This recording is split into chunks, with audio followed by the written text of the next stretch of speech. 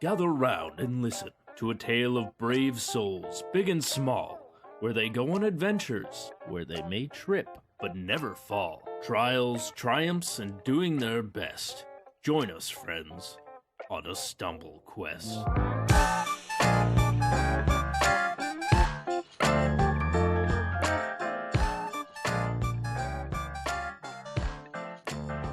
Hello, everybody. Welcome to episode 101 of Stumble Quest. We're doing something a little bit different today. We're not playing D&D. That's the different thing that we're doing in this D&D podcast. We thought we would get together with the crew here and have a chat about making 100 episodes of a show, because that's a lot, it turns out. We are doing this live on our Discord. We have a crowd of beautiful, wonderful people watching us live. Make some noise, crowd. They're not. That's not how Discord works. I'm sure. Yeah. The text party chat is going nuts right now. Yeah, which you would a whole lot of woo and yeah. Which you would know if you were here. So come hang out with us on the Discord. This place is full of wonderful, beautiful people. You should come be a wonderful, beautiful person with them and hang out with us all the time and talk about all sorts of things like Morbius. Morbius. No. Well, I was literally about to say memes, so that's kind of relevant. So, I guess so. Yeah. But yeah, let's get started with some introductions. I'll go first because I'm already talking. Hi, my name's Adam. I'm the host for today. I'm the editor, and I play Oswalt Gravefinger, the awkward necromancer boy guy man. Hi, how you doing? Hope things are well. Great. Next. Do you want to go? Sure. Hi, I'm Rosemary, also known as Dana, and I play Brix, which is the tiny, fluffy kleptomaniac cat with a heart of gold, I assume. I You assume. You You determine. assume. Oh, yeah, she's also Kinda. technically a rogue, but It's getting complicated. yeah, She's whatever she needs to be at the time. it's true. Whatever's Very true. necessary. Sometimes she is baby, sometimes she is man, usually just cat. Man. What? Bad cat. Man. I was just say I don't think we've gotten to man. Yet. Anyways. That's really weird out of context. Yeah, it is. That's really funny. You're the DM. Yeah. I'm Jeph, or Topspin the Fuzzy, and I'm the dungeon master. So I'm fucking everyone who's not the players. You're everyone. I'm the whole world. Everyone else. Mm-hmm. Mhm. So it's great. That's a been that's a fun. really interesting flex. I'm the whole world. I'm the whole world. Yeah. I I'm am the everyone. whole world. Ugh. Okay, well, I am Red, and I play Will Scarlet, or Scarlet Willow, depending on where you are, and who you are, and what you like. And they are a complicated thing, really. A mix of necromancer and warlock with complicated feelings and definitely no problems at all. No trauma. No. No issues. It's well adjusted, really. Extremely Well-adjusted. well-adjusted. More money that you would probably ever want to give somebody with so many mental health issues. I thought you said they have no problems. And yeah, and yeah, but they're very sexy, so I hope you will forgive them. Thank you. Yeah. I'll take. I'm Kellan, or Ballbots, or Knack, our Full Metal bug boy, and I am slowly amassing an army of animals that will soon outnumber the number of party members we have. And that is my goal. You have successfully turned Knack into a Pokemon trainer, essentially. Oh yeah. Yeah, kind of. Yeah, Mm-hmm. because they have powers and stuff now. We Mhm. have to find more weird animals. Do Have to we? look them up? Yeah. Have Yes. okay. I do. I have to find more Yeah. weird animals. Yeah. Okay. Jeph might just introduce an animal by accident, like just by happenstance, and it might become the new party member. So, like, without realizing it. Who knows? Yep. I feel like that's happened several times. I Yeah. was gonna say, Yeah. I feel like that Yes. is how we got most of the. Yeah. Mhm. Yeah. Correct. not j- That is it's- yes. Yeah, and it's not just Knack at this point. No. No, we have other animals now. Yeah, Oh, we do We have have other animals. we have other people taming animals.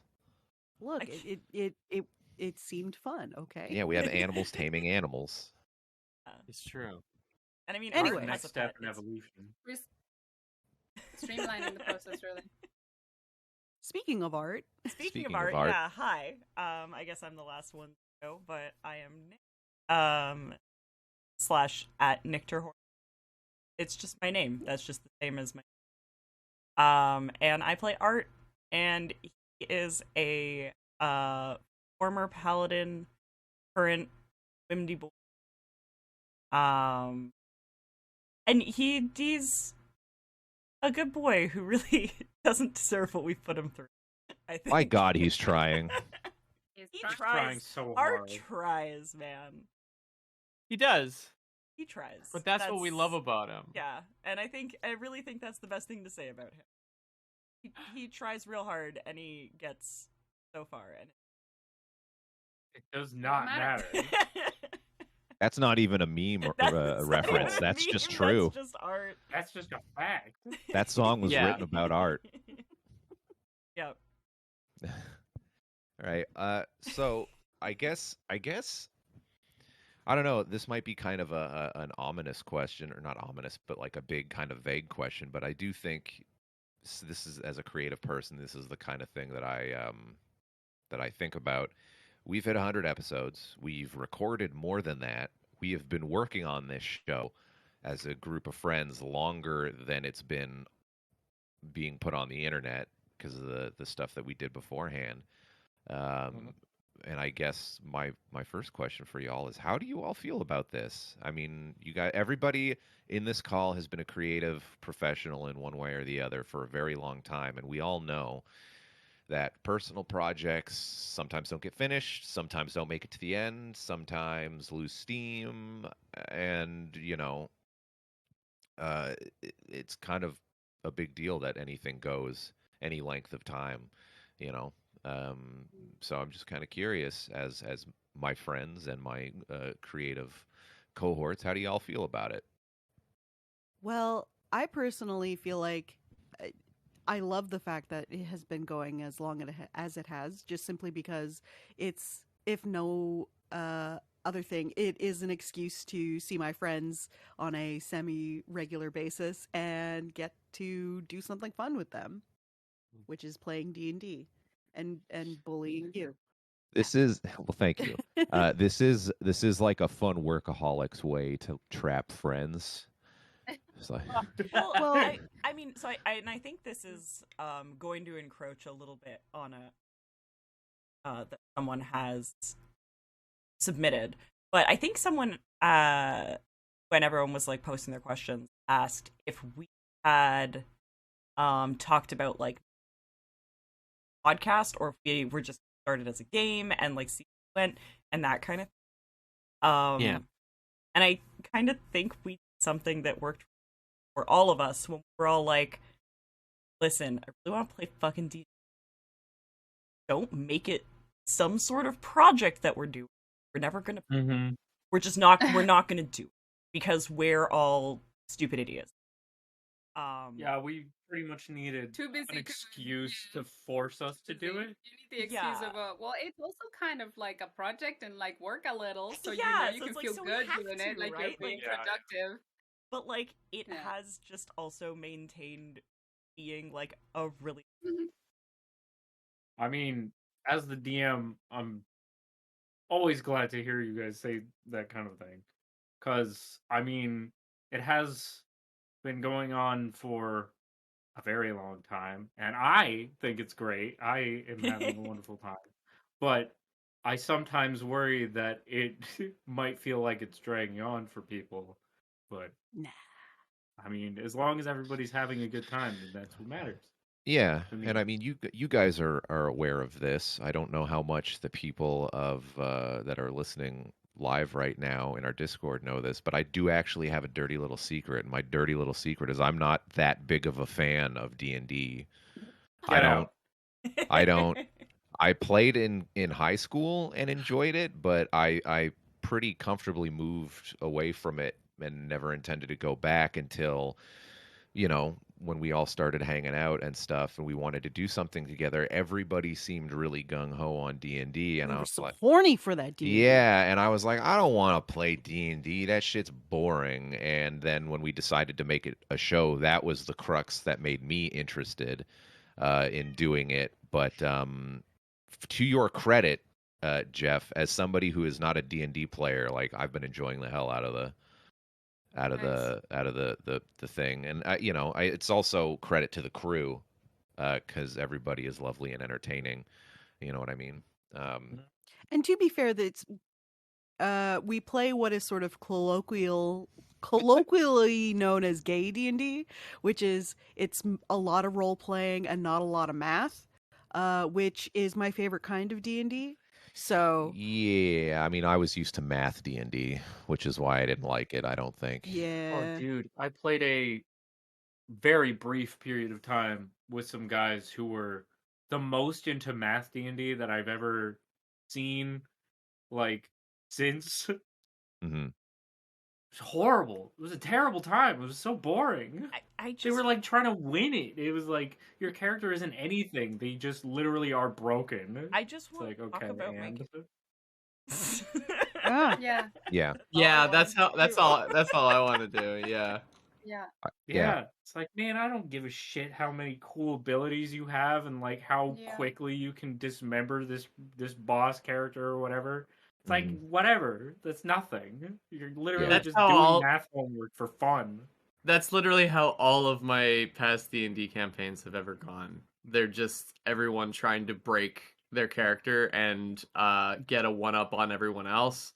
And it's Mhm. like I don't know. That's what I like about having a structured show form of D&D is that I mean, I don't think any of us would do that in a campaign anyway, but that Yeah. keeps everyone thinking about everyone else and everyone's shared experience, including the DM, and it keeps like things grounded. Because Yeah. we could just wind up like making crazy god characters, and like it would just not be fun for the DM or for like the other players.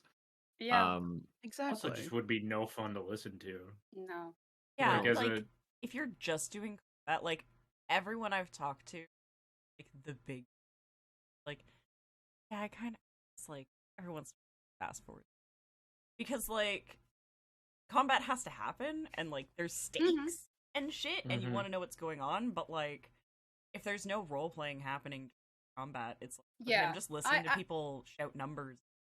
yeah. I am of the opinion that the combat is fine, but you definitely have to you have to role play through it. Like you have to tell it the same way that you tell the Oh, rest yeah. of the story, right? Nobody wants to Yeah. just be like roll dice. I do X amount of damage and then move on. Like Yeah. you want to Mhm. at least describe a little here and there and like walk people through it like as a story, which is what it is. Mhm.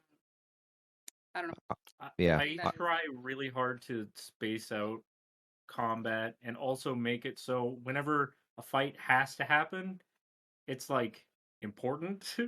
Oh, It's like, yeah. yeah, this fight is happening because it has to, and it is a big deal. It's not like you just. I mean, sometimes you'll run into the like small little joke fights or something, and they're not as big of a deal. But for the most part, I try to make the combat encounters a big deal so that it's like, oh, we're fighting. This is important. Oh my yeah, god. I think our Mhm. combats are fine. I also don't try to do it very much. I was gonna say I think it helps too that like our characters don't like fighting. Like our characters aren't very okay. Well, I won't speak for Brix. But like I feel like our characters are very like if we can just disengage from without having to start shit. Not Yeah. only that, one thing that I feel like Kellan has talked about this at points, but one of the things that I think is interesting about the combat in our campaign is we as a crew, we think about and talk about the effects of the combat on the characters, and then also how it's changing. You know what I mean? Because I do think it's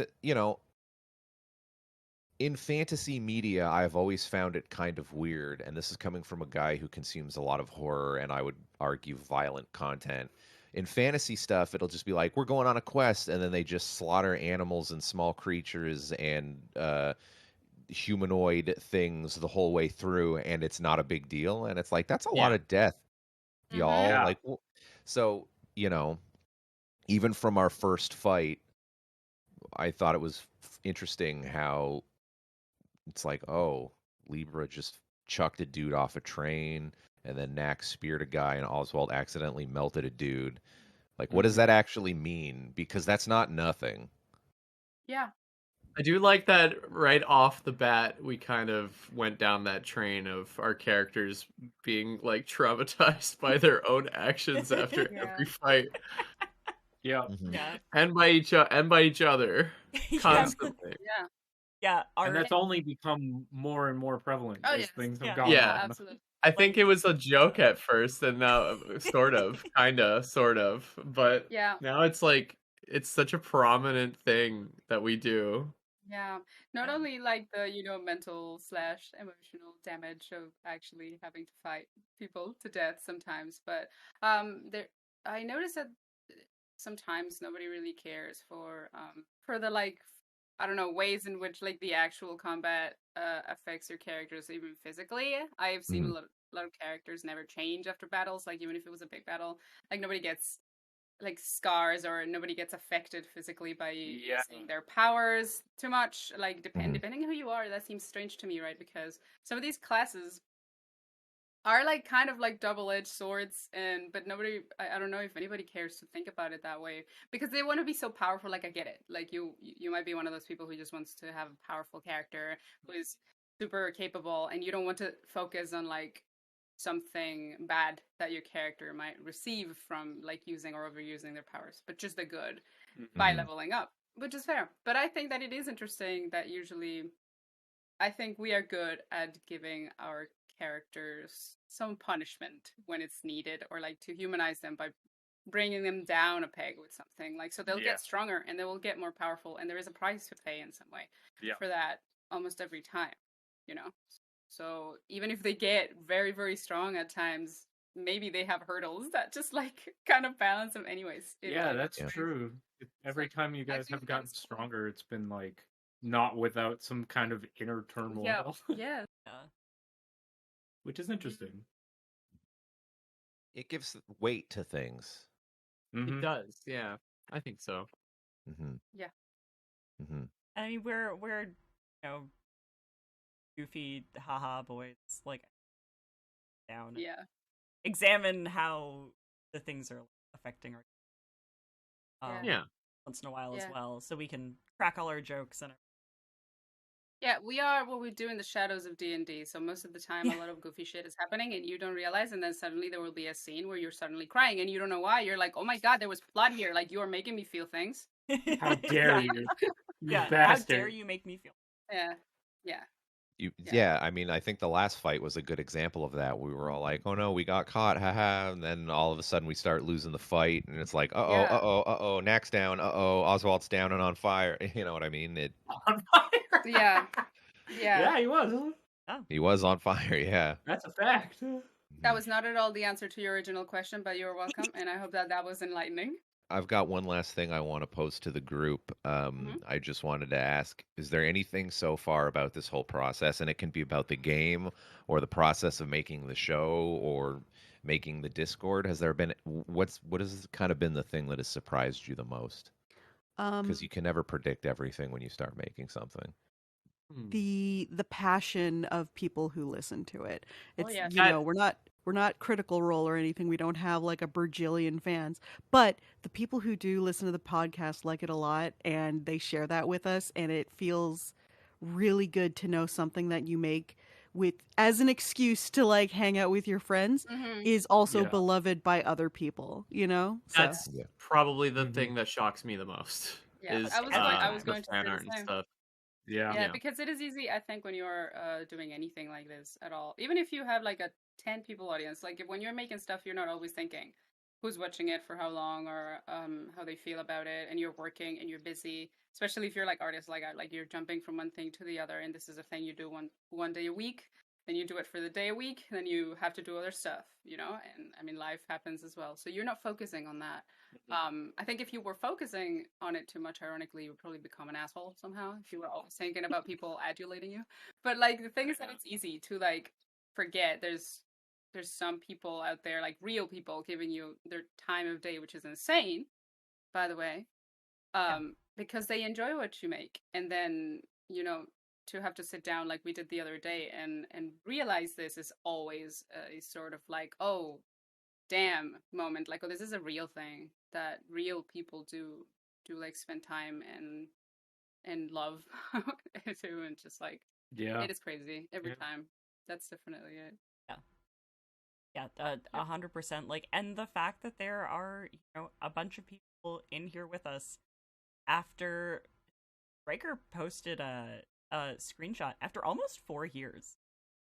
Yes. Yeah, that's crazy. We're like a month off of like 4 years of producing this, which means we've been playing for over 4 years. We were playing for like 3 or 6 months before actually we started in November. Fucked up. Yeah. It is In a good way. in a great way. I mean, yeah, but like Jesus. Fucked up in a good way, shit. Yeah. As far as things petering out, though, like, I feel like it helps that, I mean, I don't think we ever expected it to get enormously huge. It would have been nice, obviously. Oh, yeah. But, like, it helps that it's just a thing that we wanted to do anyway. Yeah, for fun. You know? Like, it's just a thing that we were like, yeah, this is cool, and also. Yeah. Yeah. Yeah. We enjoy it, and we're glad that you enjoy it too. Exactly. Yes, extremely glad. And again, very, very surprised Yeah. that it has connected with as many people and connected with them as much as it has. Yeah. Yeah. I agree with everything you've all said. Hooray. Nice. All right. So we have quite a few questions from people on the Discord. I've currently got the channel where people were submitting them on the Discord with the it's all the pinned messages. That's the correct place for me to look, I assume, right, everybody? Yes. Yeah, Okay. yeah. Those will be the first 50 questions or so. Cool. And then there's a few more. That's a lot of questions. A handful at the end, yeah. So we have, there's a lot of them. So I'm going to start going through them. A lot of people have asked numerous questions. I'm kind of just going to go chronologically because I don't know Chronologically, and when they were asked, not like story related chronologically. like chronologically as in how they are showing up in my pinned message. Okay, I just wanted to make sure. So if somebody's listening to this and they're like, "What do you mean?" Okay. We're going to answer a question about the anime episode, and then King's Peak, and then Yeah. Okay. So what's first up?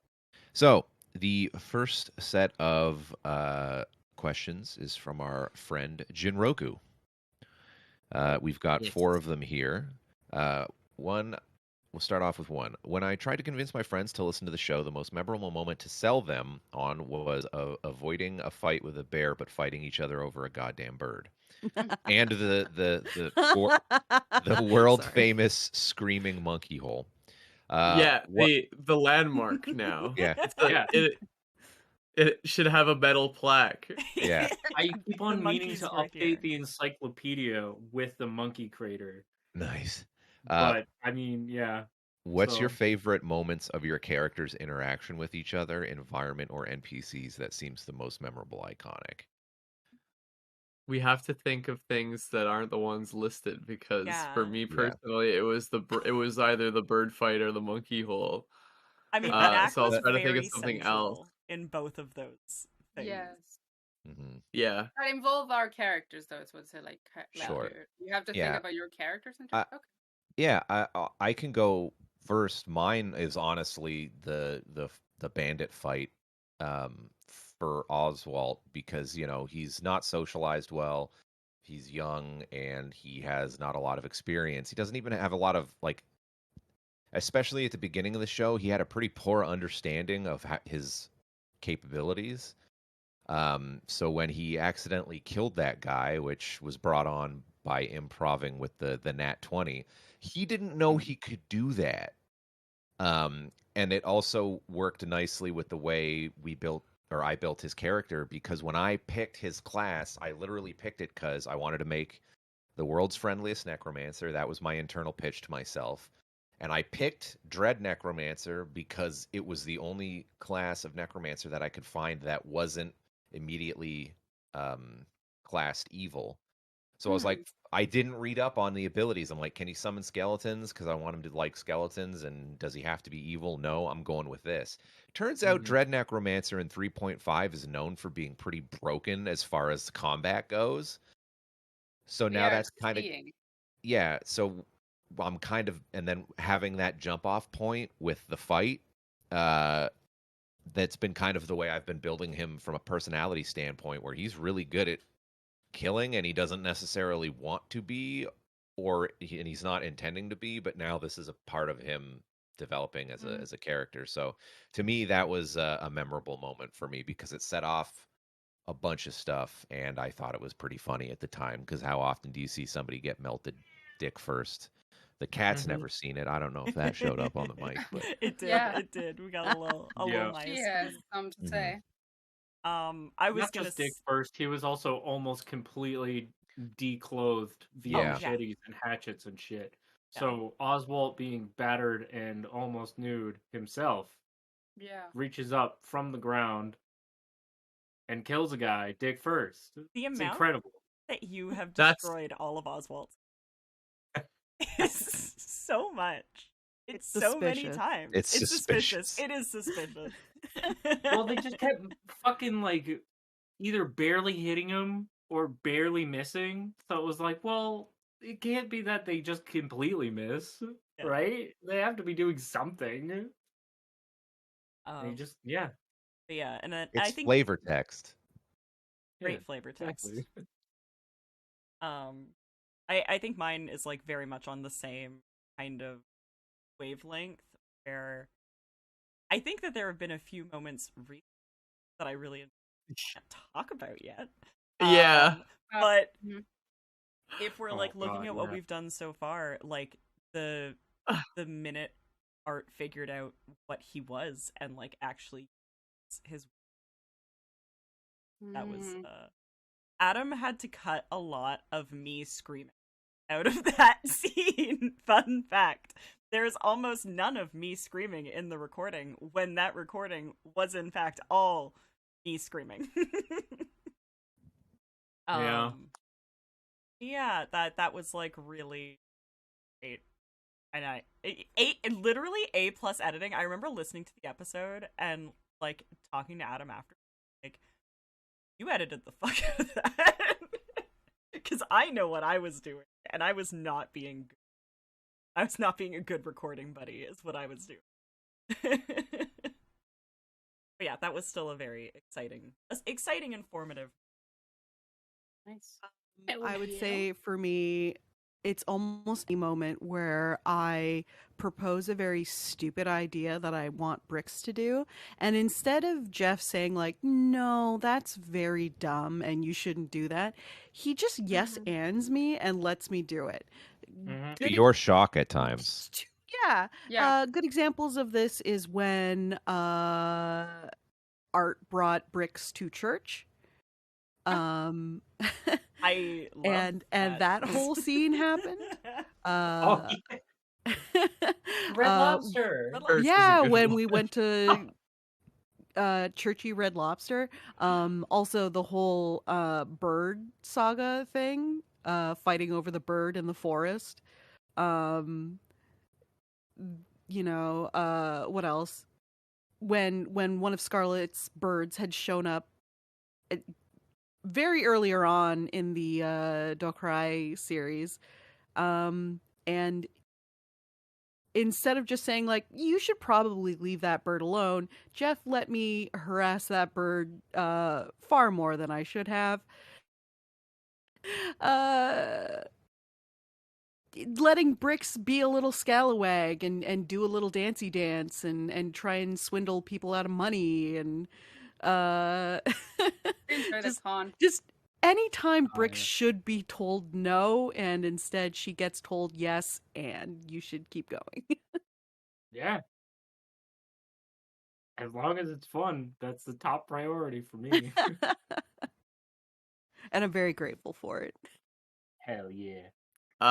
Okay. My runner-ups are us, me, and Brix, going and being sneaky in the streets, and Darkrai, and hopefully that will lead to something at some point, thematically or narratively. But it was really meaningless and stupid, and I loved it. And my favorite thing about Knack is that I stumble through playing Knack like so much now, because I had him so figured out at the start, and now he is literally just an excuse for me to take the character and be like, oh, did you know I've always had a passion in like gambling in the streets and like the shit, and everyone's like, what are you talking about? And like, no, you haven't. My number one is the anime bathhouse and Captain Thumbass. So Yeah. Captain Thomas was a incredible journey. I'm glad you said that, because that can segue right into Jinroku's second question. Back in the bathhouse episode, there was a murder mystery of the infamous Captain Thumbass, which was easily solved by our lovely neighborhood necromancer. But what happened behind the scenes? How did Adam all of a sudden know the answer to the riddle? Was that set up by Jeph?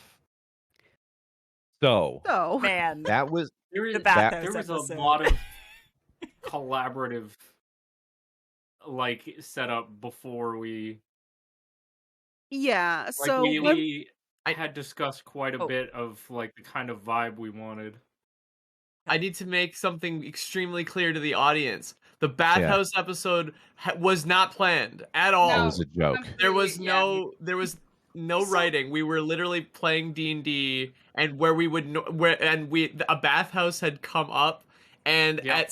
at the normal point where an episode would end and we'd all have dinner and we'd all be done, we just got like a burst of I don't Insanity. know.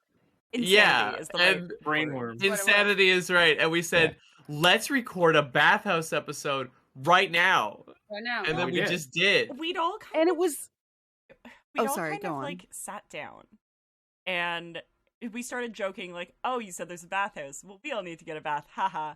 Wouldn't it be funny if it was like a sexy anime bathhouse episode? Okay, yeah, let's go to the bathhouse." And we started like casually RPing and like not, but like and being like, "Oh, then this thing should happen." Adam, just edit it so that this thing happens. Yeah. Said Pretty edit much. it, We go back kept and edit it so going, this like- happens. Yeah, Yeah, It's like, that's yes, right. and yes, Yeah. and then Yeah, Adam and then we were eventually like, was oh, I just remembered something actually about all that joking around and stuff. Is something that we were doing was we were tossing around the idea of making like a fake teaser. Yeah. Like we were Mhm. gonna jokingly make a fake episode teaser that wasn't ever actually gonna happen, but in so doing, we just actually made it. we just actually Yeah. made the episode. So like, yeah, we didn't write it, but in a sense, we did kind of write it. we structured it But we sat as down we were going along. and But it was- yes-anded it was- ourselves into a whole Yeah. little story, and then Pretty basically much. Yeah. sat down and recorded that story in character. Mhm. It was Yeah. definitely tangential. We were like, as it was happening, we were like, Adam, go back and edit it Go back. because now it's a murder mystery, and it wasn't a murder mystery like 2 minutes ago. Yeah, Yeah, but now yeah. it is. Yeah. Yeah. Pretty Yeah. much. Put these As setups. for- Oh, sorry. That Oh, go ahead. episode is the pinnacle of Jeph not saying no. Yeah. Yeah, and, it is. and for- also, I think Figuring out the solution though, it was that part of it I don't think was really all that planned. It was just like Thumbass is dead, Oswalt is a necromancer. You could talk. Yeah. Yeah. I think we'd jokingly That was pretty said much. at some point, just like, some ass probably fucking died because he fell on his thumbs in his ass. Yeah.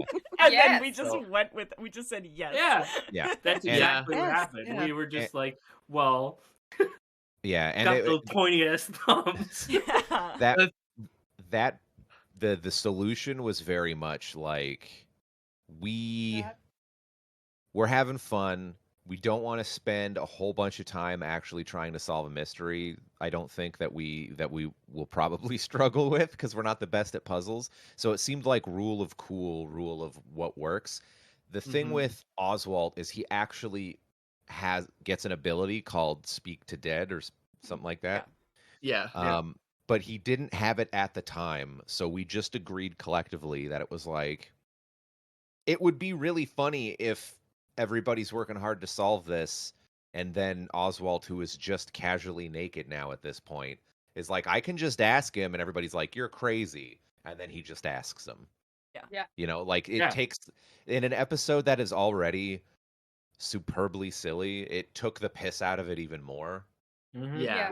Which we were like, fuck it, it doesn't work from a rule standpoint, but we think it's funny and people will listen to this at some point, so let's just go with the part that sounds the best. Yeah. As silly as that is, and we just agreed that it would be good for the joke, for the bit, as it were.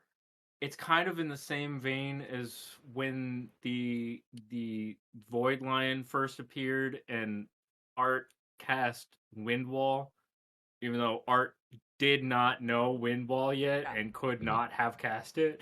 Fun fact for the everyone, same kind of idea, I just learned Windwall, like, the level up before this one. Like, I can actually cast it again now. Like, I couldn't cast it. Art can do it on purpose now. Yeah. All right, so there's 2 more questions from Jinroku, but I'm gonna combine them because they're a little simpler. In the recent fight with all the guards in the palace, Honey and Socks were shrunk, and Knack returned Honey to the original size, but nothing was mentioned about Socks. Was that cut out, or was Socks shrunk the whole time? I'm pretty sure Socks was shrunk the whole time. Socks was shrunk the whole time. I don't know if anything got cut out. I didn't specifically return him to normal size because sometimes I forget to do things like that, knowing that certain spells are temporary. I'll just be like, the spell returns to normal at some point. I think it was partly because of that, and partly because Socks would be in less danger if he was small. Yeah, and also he's not generally engaged in any of the combat situations we're in, so keeping him small keeps him safe, but also he's generally just like out of the I don't include him in most of the combat situations, especially since he's a little baby.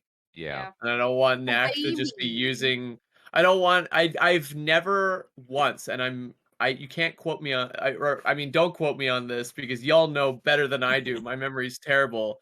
I try to make a point of never ever ever using Socks in combat situations. Just because it would make him seem like a monster. Yeah. He's a little baby. Well, Socks also isn't trained yet, so even if you tried, I'm not sure if it would work. Yeah. I think he's saved us a couple of times, but yeah, that's true. I'm going to segue that to the last question from Jinroku. Does the current role of Damia in our party seem fair? She's a pretty experienced researcher, but now she just seems like your party's unpaid animal handler, and we always forget about her. So, quick thing. No. Quick thing. I have never forgot about Damia. I think Damia, in a weird way, is similar to Socks, because Oswalt's really protective of her because he sees himself in her, and I don't want her to get hurt in combat because she's a gajillion years old. Yeah. I actually did have like an answer prepared for that one. Basically, yeah. So, I mean, she is technically still a criminal that's in your guys' custody. Yeah. So that's one thing that could impact her role in the party. But also she's not really a combatant. Like she doesn't know very many offensive spells. Like, yes, she can summon skeletons, but her skeletons are not nearly as strong as Oswald's. And she can make golems, and they're decently strong, but they take a long time to make. She's very much like she is an experienced researcher, but that's pretty much all she is. She's very much on the theory side rather than the practice. And she also is more than happy to look after the animals. She is very much the kind of person that would be cool with having a more passive role in pretty much anything. She's a very much behind the scenes person. I think just from a story standpoint as well, she just ended up getting sidelined a little bit because we were literally in an area where, as a necromancer, she basically would have been killed on sight, and Oswalt can defend himself, but she couldn't. So that was part of me being like, I want her to be where it's the safest, and that's not with us right now. And it's exactly. I will say as well, there's like definitely a part of me that's like, with some of the stuff I'm trying to say this without spoiling anything for what. With some of the stuff that we were engaging with in the stuff coming up, I'm upset that we were not able to like talk to her about a few things. So it's like it's been very like, ooh, we wanted her around for very specific reasons. Yeah. But we also don't want to detail. Yeah, there was a couple spots where it was like, it would have been good if she was around. From our homie Eldrick Pixel. For Nick, there's several from them. For Nick, did you plan from the very start to have Art switch from regular Disillusioned Paladin of Havaste to a Wind Warrior for Freylor, or is that something that you and Jeph came up with after the campaign already started? That was so my pitch to everyone. I come into campaigns with the half-baked character ideas. Like, I write the like 8-page backstory after about session 5, right? Like I live in the character for a little bit before we like really figure things out. So during character creation, I was just sitting there and I was like, guys, I don't know, I kind of just want to make a really shitty paladin. Like, I want to make a paladin who doesn't believe in God. And I do. Jeph... I have a very clear memory of before we started playing or recording anything, we were talking about what kind of characters we're going to play, and you literally said a shitty paladin. I just want to be a shitty paladin. I just want to be a shitty paladin. And in classic Jeph fashion, there was never a, no, don't do that. There was a, all right, I like where this is going. Let's figure it out. There was like a, yes, you can do that, and also, here's how we can make that work. Yeah, so we initially had 2 ideas for Art.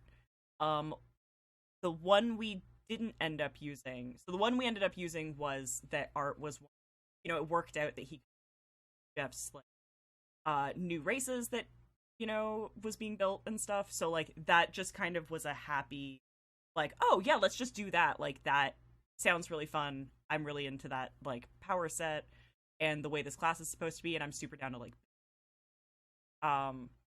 but the other idea was potentially to have Art stay a paladin and find a different system that could then fuel whether it was like, you know, the power of friendship or like a deep belief in yourself or that kind of thing. And I kind of took the insecurities from like that idea and also projected onto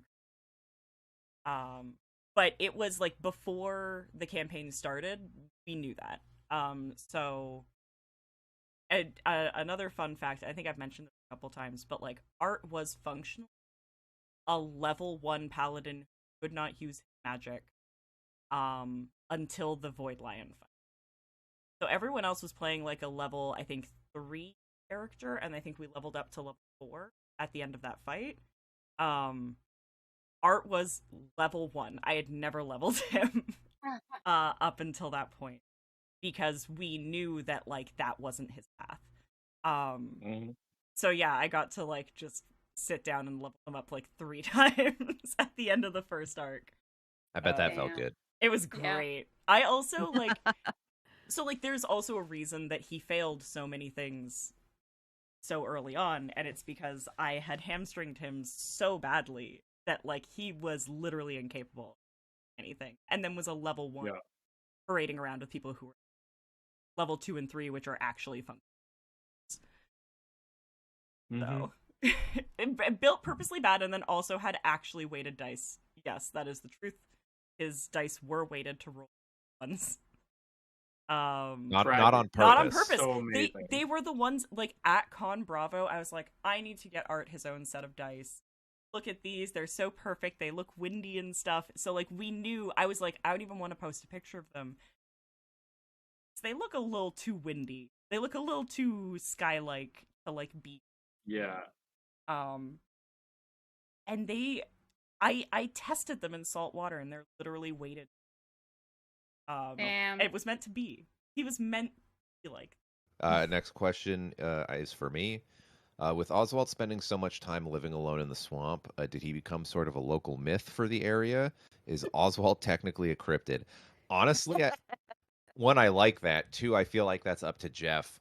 There's a lot of stuff about Oswalt's early life that I'm actually keeping him ignorant to, because a big part of him as a character is that he was a shut-in before he was ostracized, and then he was ostracized and then became even more of a shut-in, right? He was very much an indoor kid who became an even bigger indoor kid. Basically, the bubble just got smaller and smaller, right? So are there certain things that he doesn't know because he wouldn't, because his world was very tiny, that we've kept me not knowing? One of those, I don't know if we've ever talked about this, I don't know Wick's backstory. Rosemary wrote that and has not showed it to me, and I think she shared it with Jeph. I have, yes. But Oswalt, like, Adam doesn't know who Wick was. All I know is Oswalt's perspective, which is he learned how to summon a skeleton. Wick was the first one, and he was lonely, so that's his best friend. And then that's changing, and there's more stuff that's going to happen with Wick as the show goes on. So what the surrounding areas view of Oswalt once he started living in the swamp, I'm not too sure. One thing that we have established, and is actually coming into play right now in the game, which you won't hear for like a year, is that he did interact with goblins and stuff. Like he traded with them and whatnot. He is fluent in Goblin. It's the only other language he knows. I love that for him. Yeah. So so I would imagine goblins were cool with him because he's another outcast. He's just a big, tall goblin. He's just basically. a tall goblin. Some Essentially. look at him. They were all probably like, "What the hell are you doing here? Do you need help?" Fuck. Why aren't you green? And why are you so... Yeah.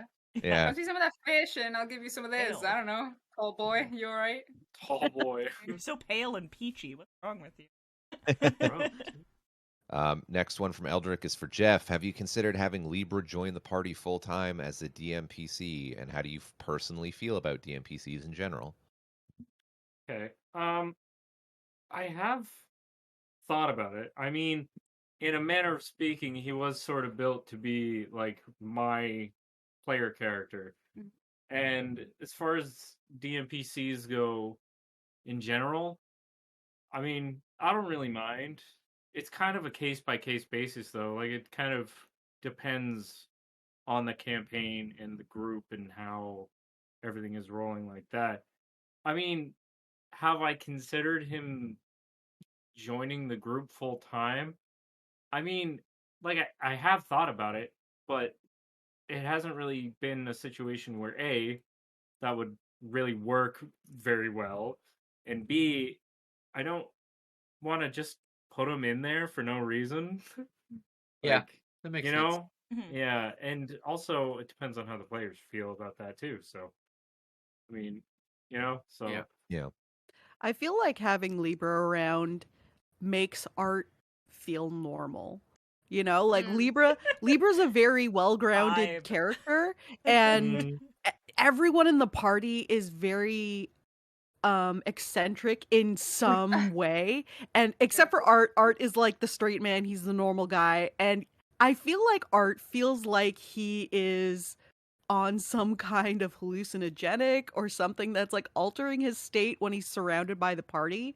And then Yeah. Libra will come along and Art's like, no, I'm the normal one and Yeah. they're weird. I almost forgot. That's but so this true. is what normal Weirdos. people Right. are like. Okay. That is so true. Yeah.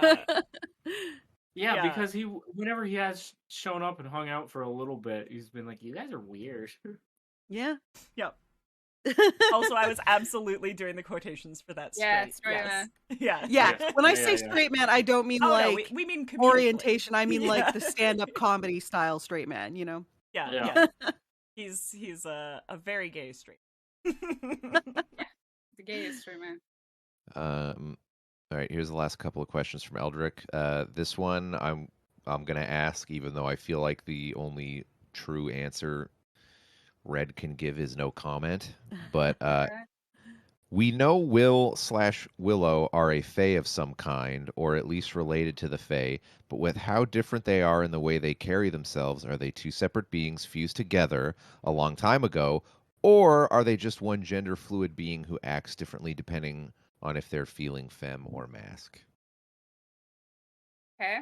I am thinking about the best way to like I feel like the only honest Horst answer is- is because from my perspective as a crew member and player and whatnot, when it says we know Willow are Fae, my response was, do we? I mean, Really? okay, so Well, Red okay. has absolutely stated Will/Scarlet to be a dryad of some kind. But not to the characters, and we've never asked. Yeah. Yeah, that's the thing. We as That's the so true. players know this kind of stuff. Our characters, when Will showed up, the characters are immediately like, "Yep, No, Okay. no, hold on. First of all, Wait. Oswalt was real suspicious, and then Scarlet gave Oswalt a trinket and was like, well, all right then. Yeah. You But have for real- bribed me. Fine. Okay, but for real though, our characters talk about our feelings so much, but never talk to each other No. No. about anything. No, Or- we, or we're Yeah. all question each very other. self-involved. Like, Yeah. none of us Yeah. will talk to each other, Um, and I kind of love it. No one knows how to talk about their feelings. No. Absolutely, no one knows how to No. do that because of all your backgrounds. Yes. It is. Literally, no one has any capability of doing that. It is a tragic thing. We had this conversation when we were in Mondin. It was very much like, man, we're not really talking about any of the shit that's going on. Mhm. And then we immediately were like, yeah, but shit has been nonstop. We don't really have time to, like, there's scorpions and drakes everywhere. We don't really have time to figure out how we feel about this because we're almost dying all the time. Yeah. Yeah. So, yeah, I don't know. Okay, so to sort of answer this question the best way I can, because here's the thing: it is intrinsically related to some of their backstory and some of who they are. It is an essence of it, but I will say yes. The party doesn't know because nobody asks any questions, and to be honest, he has gotten away with way too much simply because nobody really presses him on shit, and it works great for me and for him, but it is hilarious. Yeah. They are a dryad. Yes, that is true. I am pretty sure that I have said it in passing at some point. Their powers, a lot of them, they're easily explained. No. The they are fact that he dryad. doesn't, eat food. Doesn't eat food. Apparently, the sun is what nourishes them. They can use entangle for some reason. Turn into trees, talk to animals.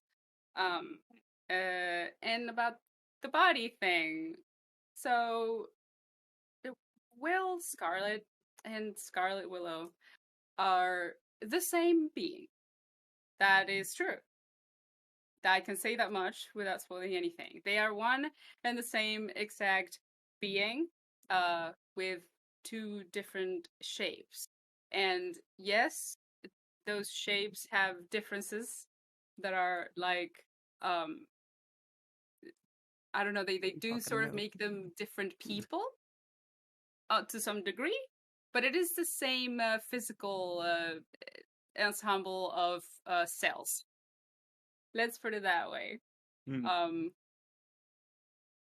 I don't want to specify too much on why this is a thing that happens or how exactly it works. That Whale is so different from Scarlet, which is on purpose entirely. They are very, very different breed of animal, and it bleeds here and there, but they are different. And there's a whole thing going on with that, so I can't say anything else. But that I can say, they are the same person. They're not two different people, or anything like that. Yeah. Okay, so there's 2 questions left from Eldrick. I'm gonna go through. One is a joke question, but I actually think it's relevant, and then I'm gonna start just like there's still a lot, so I'm gonna start going through these as fast as possible. This is gonna be a quick one. Is the party still technically working as part of the guild? Yes. Yes. Yeah. This is yes. This is the joke question, but I actually think it's relevant, so I'm going to ask it. Since the running joke about a Patreon is becoming real, when will we get the Will/Scarlet's OnlyFans? Oh yeah. Funny you ask that. Yeah. So good news. Patreon May or may not be a tier on the Patreon eventually. is going to be a thing, yes, and Thirst Art most likely will be a tier. So Yes. start saving up your loonies and toonies. Yes. And yeah. So OnlyFans adjacent. Maybe, maybe you know, it'll be. we will never it'll be a really have an Patreon. OnlyFans, but there will be a tier on Patreon where most likely he will be naked. Which is close enough. Close enough. We'll take his clothes off. Don't worry about it. It's okay. We'll do it for you. Don't you worry. I will absolutely resume drawing foods of in light of this. Very good. I love Mad Hatter's definition of non-canon nasties. That's great. Non-canon nasties is perfect. Yeah. That's very good. A Might steal question. that, I'm not gonna lie. Another question from Saint Misha. I'm going to answer this one really quick, which is, how does Oswalt feel about the Death God? He doesn't think about the Death God at all. That might bite him. This is not a. He's just like, I can do magic, and he's never thought too hard Wonder about why. Yeah, he knows that it kind of affected him like a virus, as he learned from reading the book when he was young. And he's just getting better and better and better at it, and he's not thinking too much about it. Might be a problem. Who knows? Maybe a story beat. Maybe. We'll see. Maybe. Whoops. We got a bunch of questions from Mad Hatter. What motivated each character to join the guild on recruitment day? And what got Scarlet/Will involved with the guild? Well, you guys answer this one. Knack's answer is that he was a very closed, child in a druid clade that was very controlling of his view of the world, but they are allowed one year of pilgrimage, and they can go out and see the world, and that's why he has his little notebook and draws so many pictures. And he joined the guild to help expand his view of the world. He was always somebody, but he was always kind of, even from the start, someone who pushed the boundaries of what his druid glade taught him was okay. And I think in the very first episode we did, he took an interest in the dummy robots. Yeah. And I think he even tried to make it reanimate using plants or something. I think A nasty little dirt boy. Yeah. Oh, the nasty little dirt boy! I forgot about. Oh yeah, his Yeah. nasty little dirt boy. He had a nasty little dirt boy for a while. That failed, but I remember it was tied into an emotional plot line, and it actually had a payoff in a different way. I can't remember exactly how, because that was year 1. Yeah. It was a long Yeah. Oh no, he threw it out. Yeah, he threw his little dirt boy out because he was going through some shit. Yeah, okay. Yeah, now I remember. Yeah. Anyway, yeah. That's Knack. That's why Knack joined the guild. Cat. What did I say? He's here. And again, very kind of similarly to Knack. I mean, we know now that Art was pretty dead and didn't want to go home. And when he was joining the guild, a part of the reason why I only had him in art plate mail in his like original design, was that he had physically been like basically selling his possessions, pawning his possessions to live over the past decade, where he had been kind of dead and not dead.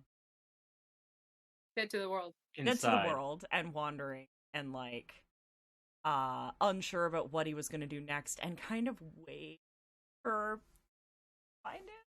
Maybe that's a relevant coming up very, very soon.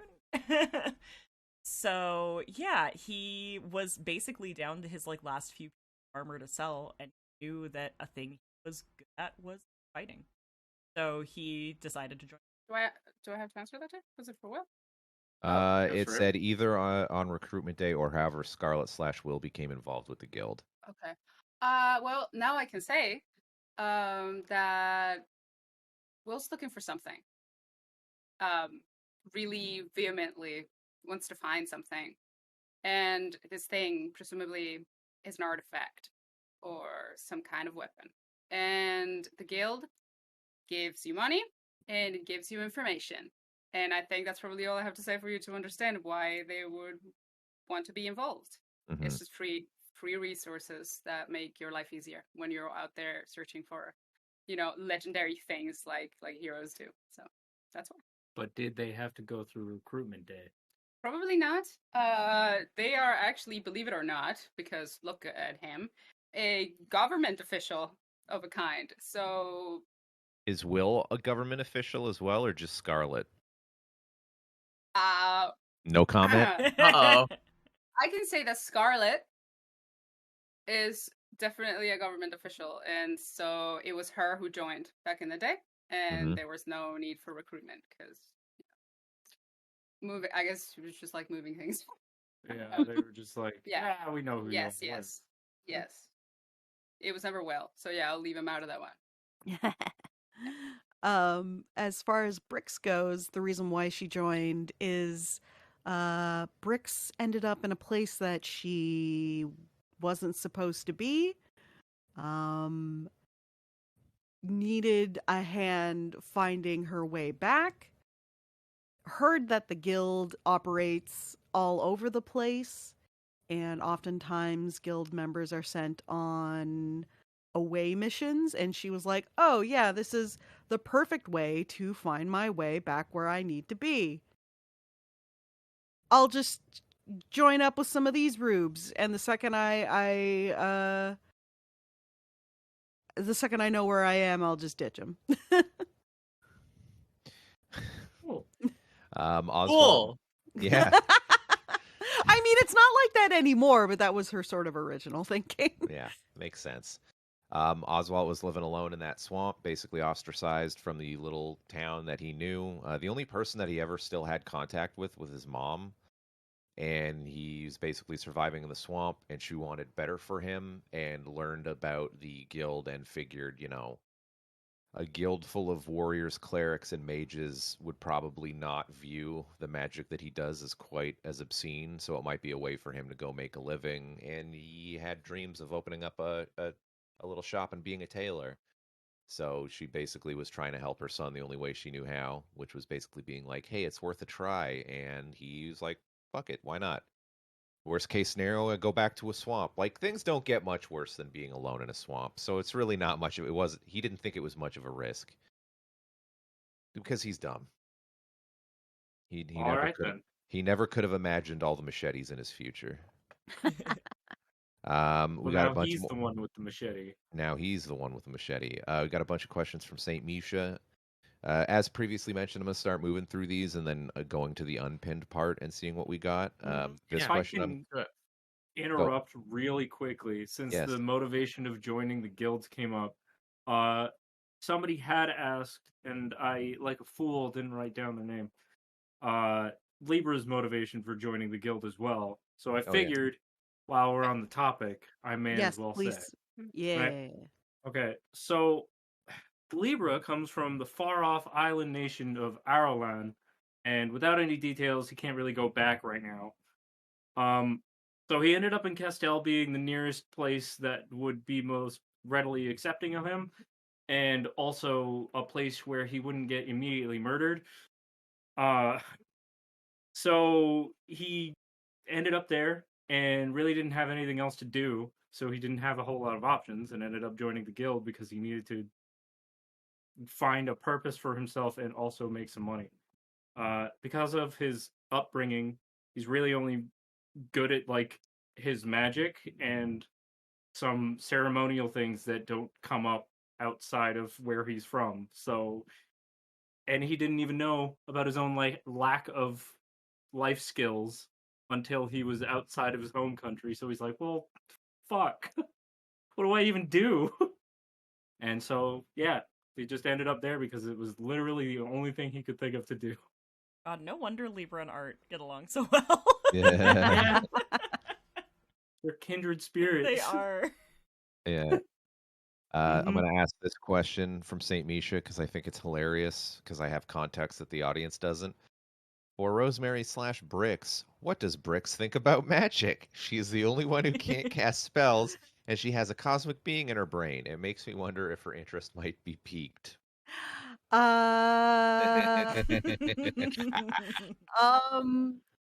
It's peaked. She has. It's been piqued. Yeah, she's cautiously interested, let's say. I don't know, how spoilery am I Yeah. allowed to be? I would say you've said enough. Okay, cool. Yeah. I think that's enough. Yeah. There's not really a way to answer that question without it being spoiled. So Yeah. this is it. Mm-hmm. Peaked. For Kellan / Knack, do you think Knack would go to another druid for questions about the totem, or is he completely uninterested in working with druids at this point because of the falling out with his guild? Or his glade, I should say, sorry. Well, there was that one dude, Eric, if you remember, that he worked Of with a course, little bit. another one of my favorite moments because it was extremely emblematic of things to come, and more characters, fun characters we'd meet along the way. Needless to say, Knack has had nothing but horrible experiences with every other druid he's met. But Knack's current goal right now is to find out what it does in the recording sense, I think. Not to spoil too much, but we kind of know what it does now. But Knack isn't done with other druids, for sure. Knack's going to definitely be interacting with more druids in the future. And that is not something that has happened up until now. But it is always a part of, who Knack is. He's running from things, and it is going to catch up to him in one way or another. About that. Question from our lovely moderator on the Discord, Striker. Excuse me. Love Nick, that guy. Yeah. Nick, did you know what Art was going to be before it was revealed in the Void Lion fight? Jeph, did you have these elemental-based classes mostly thought out early on or before the campaign? Also, because there has to be at least one of these at every Q&A panel, can I come up and get this signed? Sorry, we're not doing signings. Sorry. You'll have to catch us after. There'll be a different event. Yeah. Yeah. Be a different event. Yeah. And I think that one at this point is mostly Jeph because I went ahead and answered. You already answered your part. We had for Art. Yeah. So as for the elemental class, the basic stats, a lot of the abilities, and the general kind of vibe that I wanted each one of them to have were laid out a long time before we actually started playing. And yeah, actually the same thing with the Rune Mage stat block. The origin of the elemental class is something that I'd like to explore. Maybe not in the podcast, maybe it would happen, but in some capacity, sure. And by origin, I mean because they're this weird genetic anomaly that just kind of happens for no real discernible reason. So, yeah. Nice. And I'll also say, just from a player standpoint, we've also art is the avatar. I mean, we've also been discussing the how the classes and spells and stuff actually function as well. Like, there are times where sometimes it gets cut out, but I'm sure sometimes, especially post episode 100, you'll hear me pitch Jeph on things like, I think that I should be able to do this, and Jeph will be like, yeah, okay, it'll be this much of your energy, but I think you should be able to do that. That sounds right. So there's been I have a spell list, but well. some of that. Yeah, and there's also been a few things where it's just come up, and I've been like, Art should have been able to do that by now. That's my bad. Yeah, and you're like, oh, we should change that so that he can do that now. Yeah. Yeah, so it's been more in balancing and just and less mechanically. I don't think actual stat blocks. Yeah, the stat blocks aren't all that different. That was because they're kind of based on other classes, exactly. Just with some numbers shifted around and their skills are changed a little bit. But the wind one is based on bards, so their spells and stuff are supposed to be more utility stuff and less combat, and so they're supposed to be able to be a little bit more tricky kind of thing, and so their skills kind of revolve around that as well. It's a whole lot of things you can do in conversation. Yeah, it's also why I'm still very questionable battles. Yeah. We're getting a little bit better though. He's getting way better, and he's a martial caster paladin. Yeah. It works out. Mm-hmm. And that was the other thing. All those classes are supposed to be hybrid between a martial class and a casting class. They're supposed to be able to enhance or augment your regular martial abilities as well as be able to cast magic. It's just because they have a smaller pool of spells that they can cast just because of what they are. So they kind of do both. They ride the line. Yeah. Sweet. I got 2 more questions queued up, and then I'm going to start going through the list and picking questions from people who haven't asked things before. I might pronounce this Discord name incorrectly. My apologies. But this one's from Likan, Llikan. I cannot read, so I apologize for. Or Lycan. Lycan. That. Oh yeah, that's probably the way to do it. Right? How long have you guys been playing D&D/TTRPGs? Anyone besides Jeph taken on the role of GM of another D&D or campaign/short adventure or anything else with another system? Also, how long have you been GMing Jeph? As previously mentioned, I played in high school and then stopped for a long time until this. So my history is basically older D&D, and that's about it. I've literally never played a system besides 3.5. So that's my answer.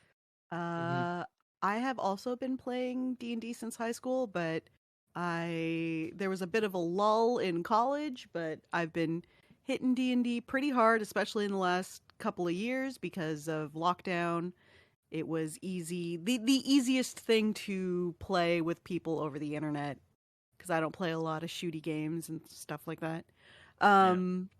And I have also DM'd a handful of games. It's been a little while, but yeah. I have been playing since high school as well. And I'm mostly a DM, so this is my first time as a serious player. Yeah, if it always sounds like Kellan knows a lot about a lot and what she's doing at all times, it's true. It is really scary. Yeah. Yeah, I actually didn't start playing TTRPGs properly by mid-20s, but I've been RPing hard, again, since, like, high school. Like, you know, I've gone from, like, passing around notebooks in class to actually finally like, sitting and talking, playing around. Yeah, Gaia Online RPs, Avid Gamer, BBS boards, like Neopets, boards, fucking everything. Mostly Avid Gamer, to be honest. And I ran a couple of them. For Dragon Riders of Pern, a book I never read in my life. I RP'd the hell out of it for 5 years. But yeah, and I've DM'd like 1 or 2 very short. But not in recent memory. Yeah. I mean, I also started playing D&D in high school, and as you might imagine, it was 3.5. Mm-hmm. And then I never played a different D&D system aside from 3.5. And before doing this campaign, I'd honestly not DM'd all that much. Like, I'd done a few. Like, I did some Call of Cthulhu. I did a really terrible one-off Dark Heresy. And a couple of D&D 3.5 games here and there. But, I mean, the biggest motivation for doing the DMing this campaign is because A, had already put in a bunch of work into it, so I kind of had to, and B, because I just really wanted to play D&D, and there was no games. Yeah. So I was like, well, I may as well run one. Yeah. Yeah, and it's great. And now I really like DMing. Yeah. Same. I mean, I think a lot of these answers is going to be similar, but I am pretty sure I can remember 12-year-old me already, like, playing Descent, I think, was the first 2RPG that I played, which kind of sucked, but it was good. It was fun for me and my friends.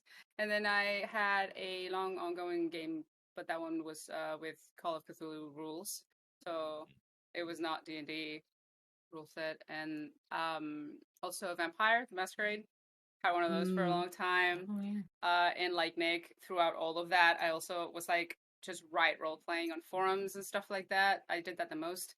I DM'd one campaign of D&D actually, but I co-DM'd with somebody else because I didn't want to do the numbers. So I wrote and like drove the story, and then they did the like combat numbers, like stats and stuff that I did not want to deal with.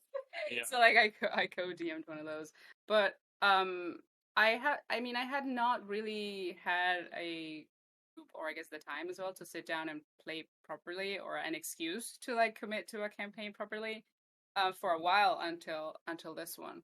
Yeah. Because I had been moving around and stuff like that. But yeah, so I guess since I have real kind of memory of knowing what role playing at all was, I guess I've been doing it in different ways. Mm-hmm. Mm-hmm.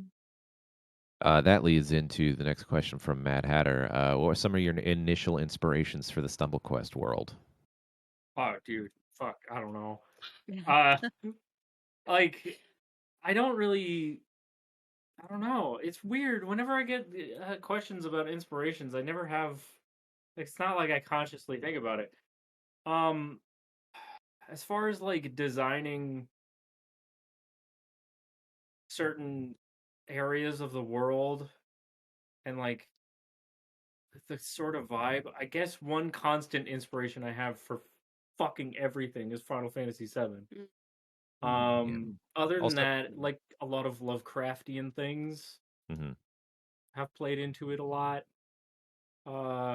Since then, I've probably subconsciously taken on inspiration from like Dragon Age and stuff. At least insofar as how I write things or how I approach writing things. And I mean, this is not really. This is kind of a thing that's always going to happen, but just like D&D shit in general is part of it because of the system that we're using. Mm-hmm. Oh yes, of course, yeah. Can't really get away like from that's it. Given, though. Yeah. Cool. Yeah. Next question I'm going to grab from the homie Richard.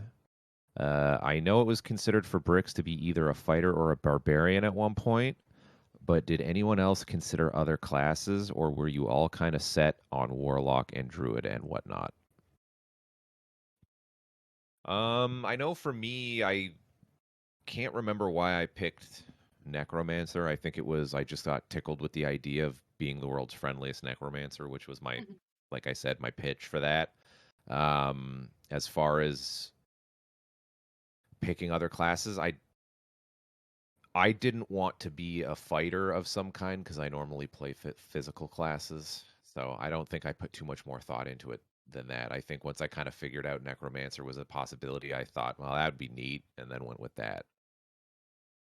I purposely wanted to not be because I your rogue characters. I always play rogues. I love rogues. Always play them. And so I decided to make a good boy. And I think, but I don't think I really thought much beyond that. I think I was like, good boy, paladin. That was it. Like, yeah, train of thought, A to B. Yeah. Yeah. I yeah, feel like Brix... I remember. Oh, sorry.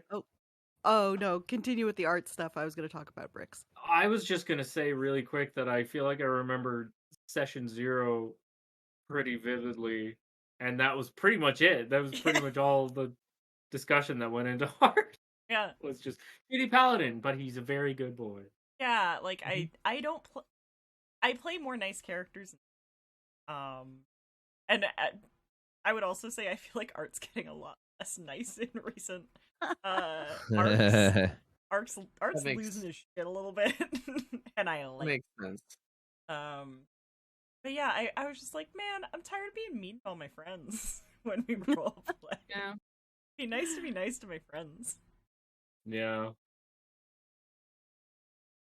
Yeah, so Brix actually started as a character that I was going to play with in another campaign. A friend of mine was going to run a Dungeon World campaign, which is like an open source D&D sort of, and that fell apart.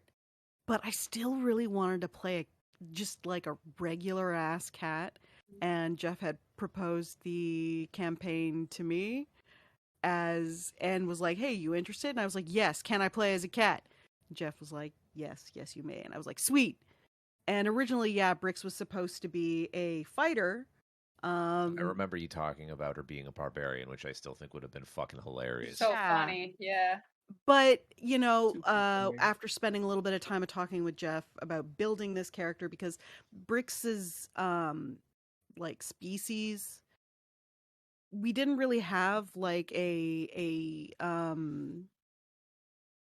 stats for awakened animal, because in 3.5 they weren't like a race, so we kind of cobbled one together. And then seeing the kind of bonuses that she would get as a cat and stuff like that, I was like, well, it just makes sense that she be a rogue instead. And I'm really glad that she ended up being a rogue, because she is my favorite little gremlin. Yeah. Me? Yeah. Knack was always planned to be a druid. He was based around the character design first, and then druid second. But I basically just wanted him to be a bug in a bush. I love that. Bug in a bush. That energy. And I don't want to get too definitive, although I'm pretty confident with how Knack's been going. In saying that, because I want people to have theories and stuff, but he was always meant to, from the start, kind of go through a bit of a villain arc, and turn into basically an anti-druid, which was a blighter, and that arc never ever panned out, and I doubt now will, just because of all the love he got from all the other party members. Aww. Like, he just, like, in all of the setup moments to Knack turning bad, everyone told him to take time to figure out who he wants to be and not feel pressure, and then it just like got rid of not against my will, but kind of changed the way that it flowed. Yeah, And How now is he's friendship real? I Yeah. remember like walking to the bus stop with you and having you be like, I was gonna do this and I don't think I'm gonna do this anymore. Like, yeah. I don't know Yeah. what to do now. Because He was supposed to have so much pressure on him. Yeah, he was supposed to just like be a powder keg that was going to burst at some point and just start like sucking the life out of everything instead of like using life to make new things, and it just that never panned out because now Knack is just super sweet and he's crazy for sure. A little bit. But Yeah. he is absolutely insane. But the worst thing that he will ever become is just like sad and go like, you know, kind of fall within when he's feeling bad. I don't So, know. yeah. I don't want to spoil anything, but I know for a fact there's been a lot of falling out that Knack has been doing. I was gonna say, I want to say on the again on the topic of favorite moments in the campaign, all of my absolute favorite shit that happens in the campaign has happened in the last like few months Yeah, of recording. hasn't happened yet. Like Oh, Yeah, I'm it's- so it's excited tough. for everybody Me to see too. this Yeah. fucking like shit. episode after episode after episode, or recording session after recording session of just Oh. like cracked shit. Tell me about Crack. things are like, we're breaking the dial. Like, things keep getting dialed up, and Yeah. they have not gone back down. No. There's been a couple of moments where Kellan has said shit like, "Am I going too far, guys?" And we're all just like, No, Nah. keep going. Never too Mm. far. But Knack has some moments coming up I want to stress, for no reason. For absolutely no fucking reason. oh, for Anywho. Scarlet. So, shocker. I really like witchcraft and occult stuff, which you would never guess. "Really?" And yeah, I know, right? Weird. I'm sorry if you don't know who I am anymore. I understand. And I had this idea that I definitely wanted to make some kind of witch, preferably some kind of nasty like wood witch, like, you know, forest witch. And I thought that a dryad would be good for that because I've never played a dryad. And I like the duality of like a nature creature who was also a warlock. The necromancy thing happened after. That's what I had not actually planned on. I kind of planned for warlock dryad, and then I came up with a really, really sad backstory. And the backstory gave me the point on necromancy. And that was a little surprise. But yeah, and I tied it in with other things. So A that's tasty little treat. yeah, so yeah, race and sad backstory made what it is now, I guess. Knack was tired of being nice and decided to go apeshit. Yeah.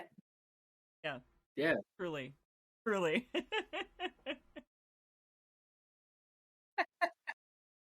We get it.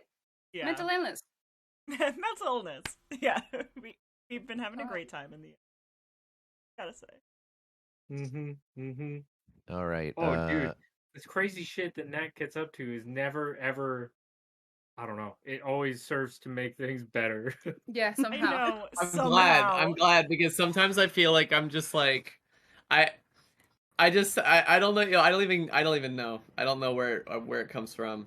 I'll be like, I'm going to calm down this episode and let everyone have their moments. That is And how it works. then I'll do something super fucked. And it will take over the whole episode. And But see- listen, y'all, this it's going to happen and it's going to snowball suddenly. It's fine. Mhm. Just suddenly, coming Yeah. up very soon. Very It's- soon. when you were talking about the Knack being a powder keg thing, what I was thinking of was just like all the all the like inner frustrations and confusion that Knack seems to feel just come out in chaos. Yeah. In the most And it comes batshit out ways. it's nonsensical, but I think that the way to sell it is to be confident that Knack has order to his chaos. Yeah. He Yep. freaks out when he's on boats. And has like weird standpoints and moral values that don't make any sense to normal people. Like he really hates the way that Oswalt runs a ship. Yeah. And he's like the guy. Madness. He's like the guy in the bar who you're like scanning the bar, and then there's just a guy who's looking at you, and he does not like you, and there's no reason why. Yeah. But That's just who he is. That's Knack.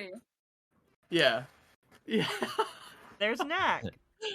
He's got the steam Knack madness. has Knack gets blank madness a lot constantly. Mm-hmm. I mean, Yeah, desert madness. All sea joke- Boat madness. all joking aside, I do think it's a product of like much like Oswalt, lack of socialization, and that's how it manifests. Mm-hmm. And he's a baby. There's always He's a baby. He's yeah, a teen. I said in the chat, I think the most frustrating thing for you guys is that I always wind up managing to find a way to make it an emotional moment afterwards.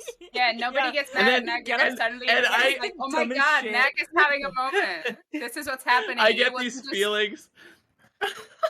I know I'm glad we're all on the same page on it, but I get these feelings sometimes that because I'll have Knack do something and it'll get everyone into so much hot water, and then at Yeah. the end of it, I'll just have Knack break down and be like, I just did that because I'd be feeling this way, and I love you guys so much, and everyone has to like crowd around him and pat him on the back and give him a hug, but everyone's like, I want to fucking slit your throat Look, right now. I literally, I will not go into any detail because it's spoilers. I'll only say the word dog, and that's the moment where I remember, I'm gonna say metaphorically grappling with the concept of dog, and literally having a moment where it's like, I get it. It's really bad. I get it. Just let's move on. Let's go. And that happens a lot because, he's not bad. He gets Fucking you dog. shit, but his heart is good, and you love him. So you have to get yourself out of the shit Yeah. and still be like, we'll get it, buddy. It's okay. It'll be better. And then it just becomes this whole emotional thing. While I don't know, droves of people want to kill you because some insane shit happened.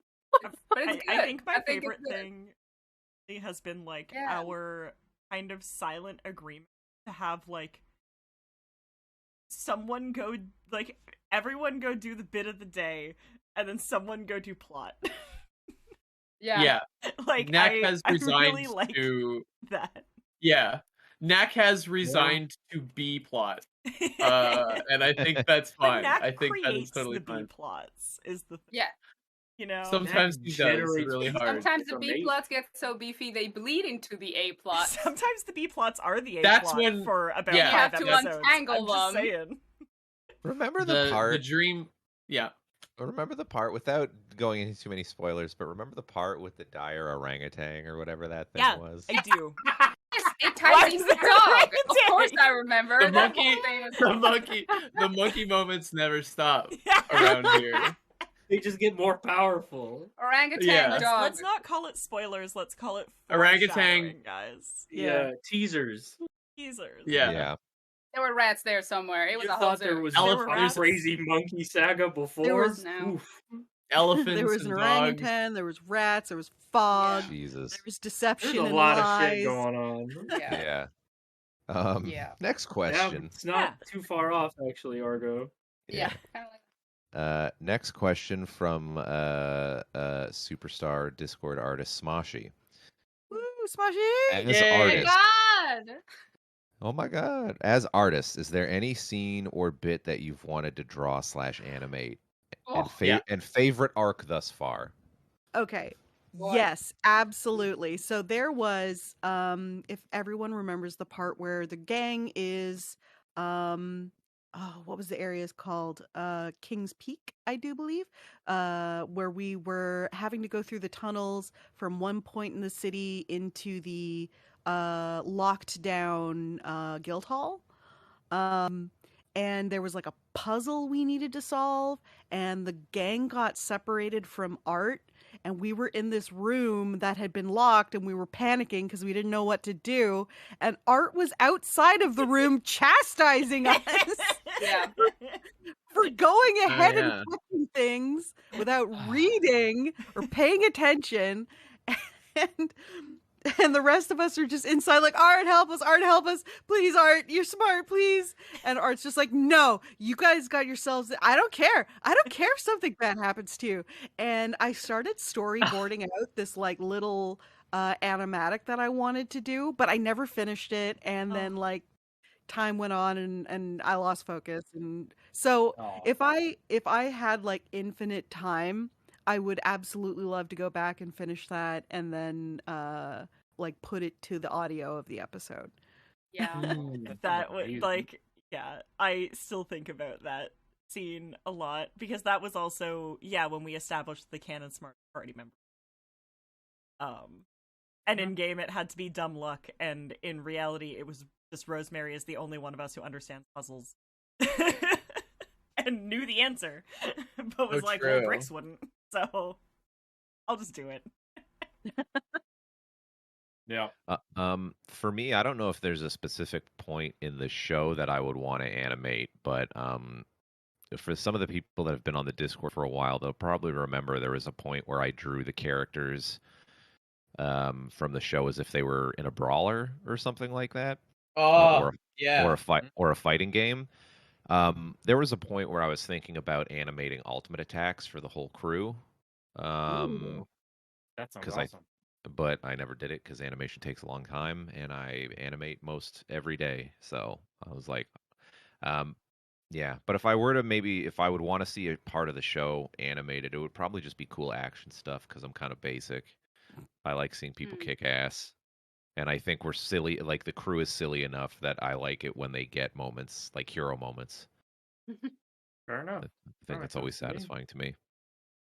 I mean, I've made little comics of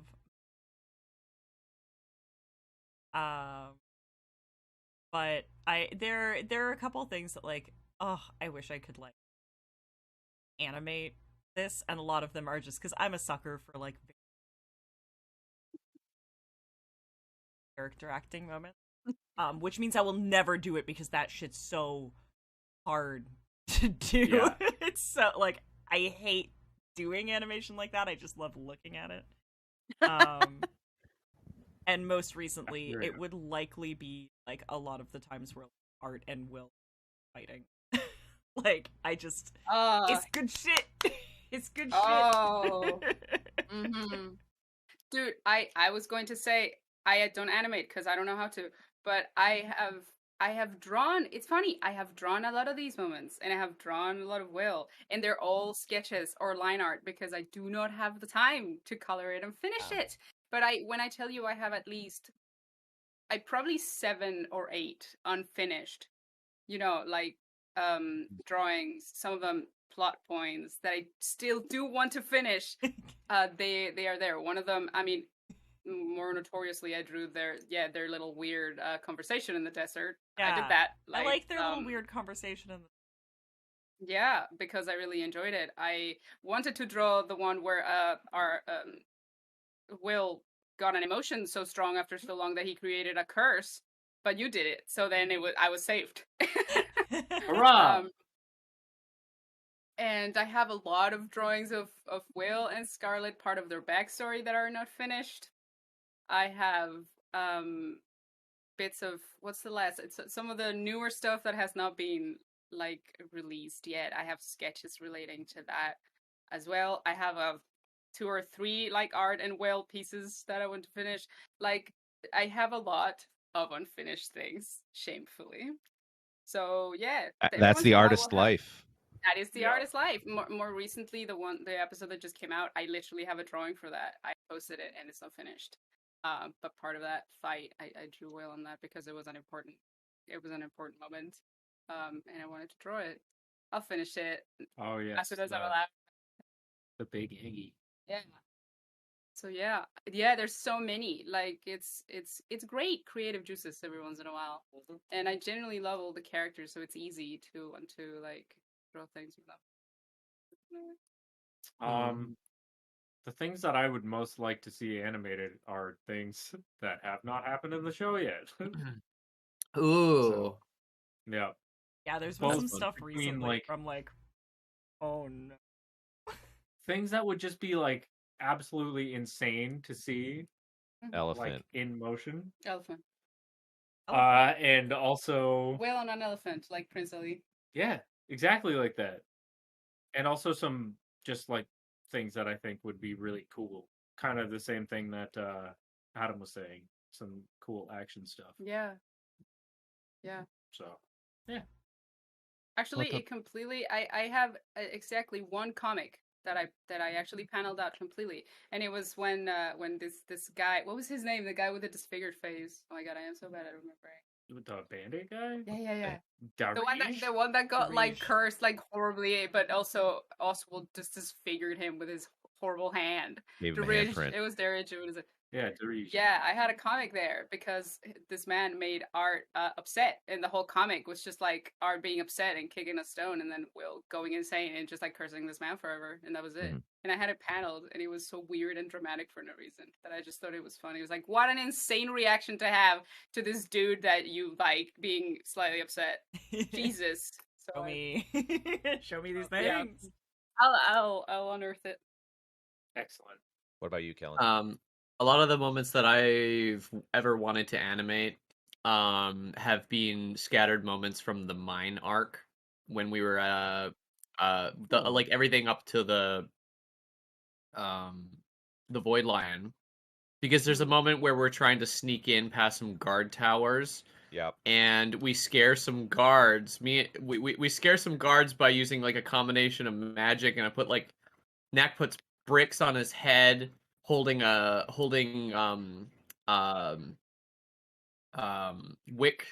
Wick's skull, and it's like all lit up, and Knack's point like got like light eyes going, and they're acting like a monster.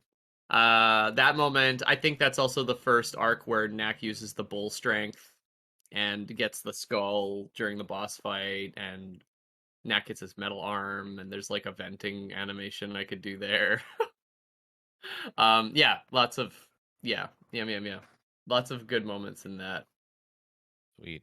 Well, kind of to bounce off what some of the stuff that Red was talking about, I'm going to ask a question from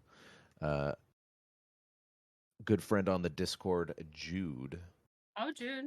Jude had a bunch of questions. The one I'm going to ask, because it's relevant to the recent conversation, is, without giving spoilers of the future and being completely serious, is there any chance for an Art/Oswalt/ Will or whatever ship being official? And I feel like I can't speak for anybody else in the party for what you guys want to do. For me, I might have mentioned this in previous episodes, or at least on the Discord. The way that I'm approaching things for Oswalt is when I was designing Oswalt, Rosemary made the comment that like, oh, if people listen to the podcast, they're gonna like him. And I was like, you think so? She said, yeah. And I said, okay, cool. So I made the conscious decision to not touch on any aspect of him romantically while playing. One, because it's not really my bag. I've never been into slash fiction or anything like that. And two, because I wanted there to leave enough room so that if anybody did like him, you can just take him and use him however you want, right? Like, so there's I'm not really providing any indication of what his sexual preferences are, even if he has any or anything like that. So if you want him to be a really vanilla straight dude, he's a really vanilla straight dude. If you want him to be like a polyamorous gay man, he's a polyamorous gay man. Like, I left that open so that anybody that likes him as a character can kind of just take that and go, that's what, this is what it is now. I left, like I said, it's up to the audience, because It's not something I'm particularly interested in exploring, frankly. So will that be in the show with Oswalt? Probably not, but that's just because my personal preference. I still say, like, take what you want from him and go nuts. That being said, I'm sure there'll be slightly tensiony moments just because of the not weird, but just the way Will carries themselves, I will say. Yeah. But that I'm usually just going along with the bit when those things come up. So that's what I have to say on that for Oswalt. That said, you did give him canonically a big dong. I rolled the dice.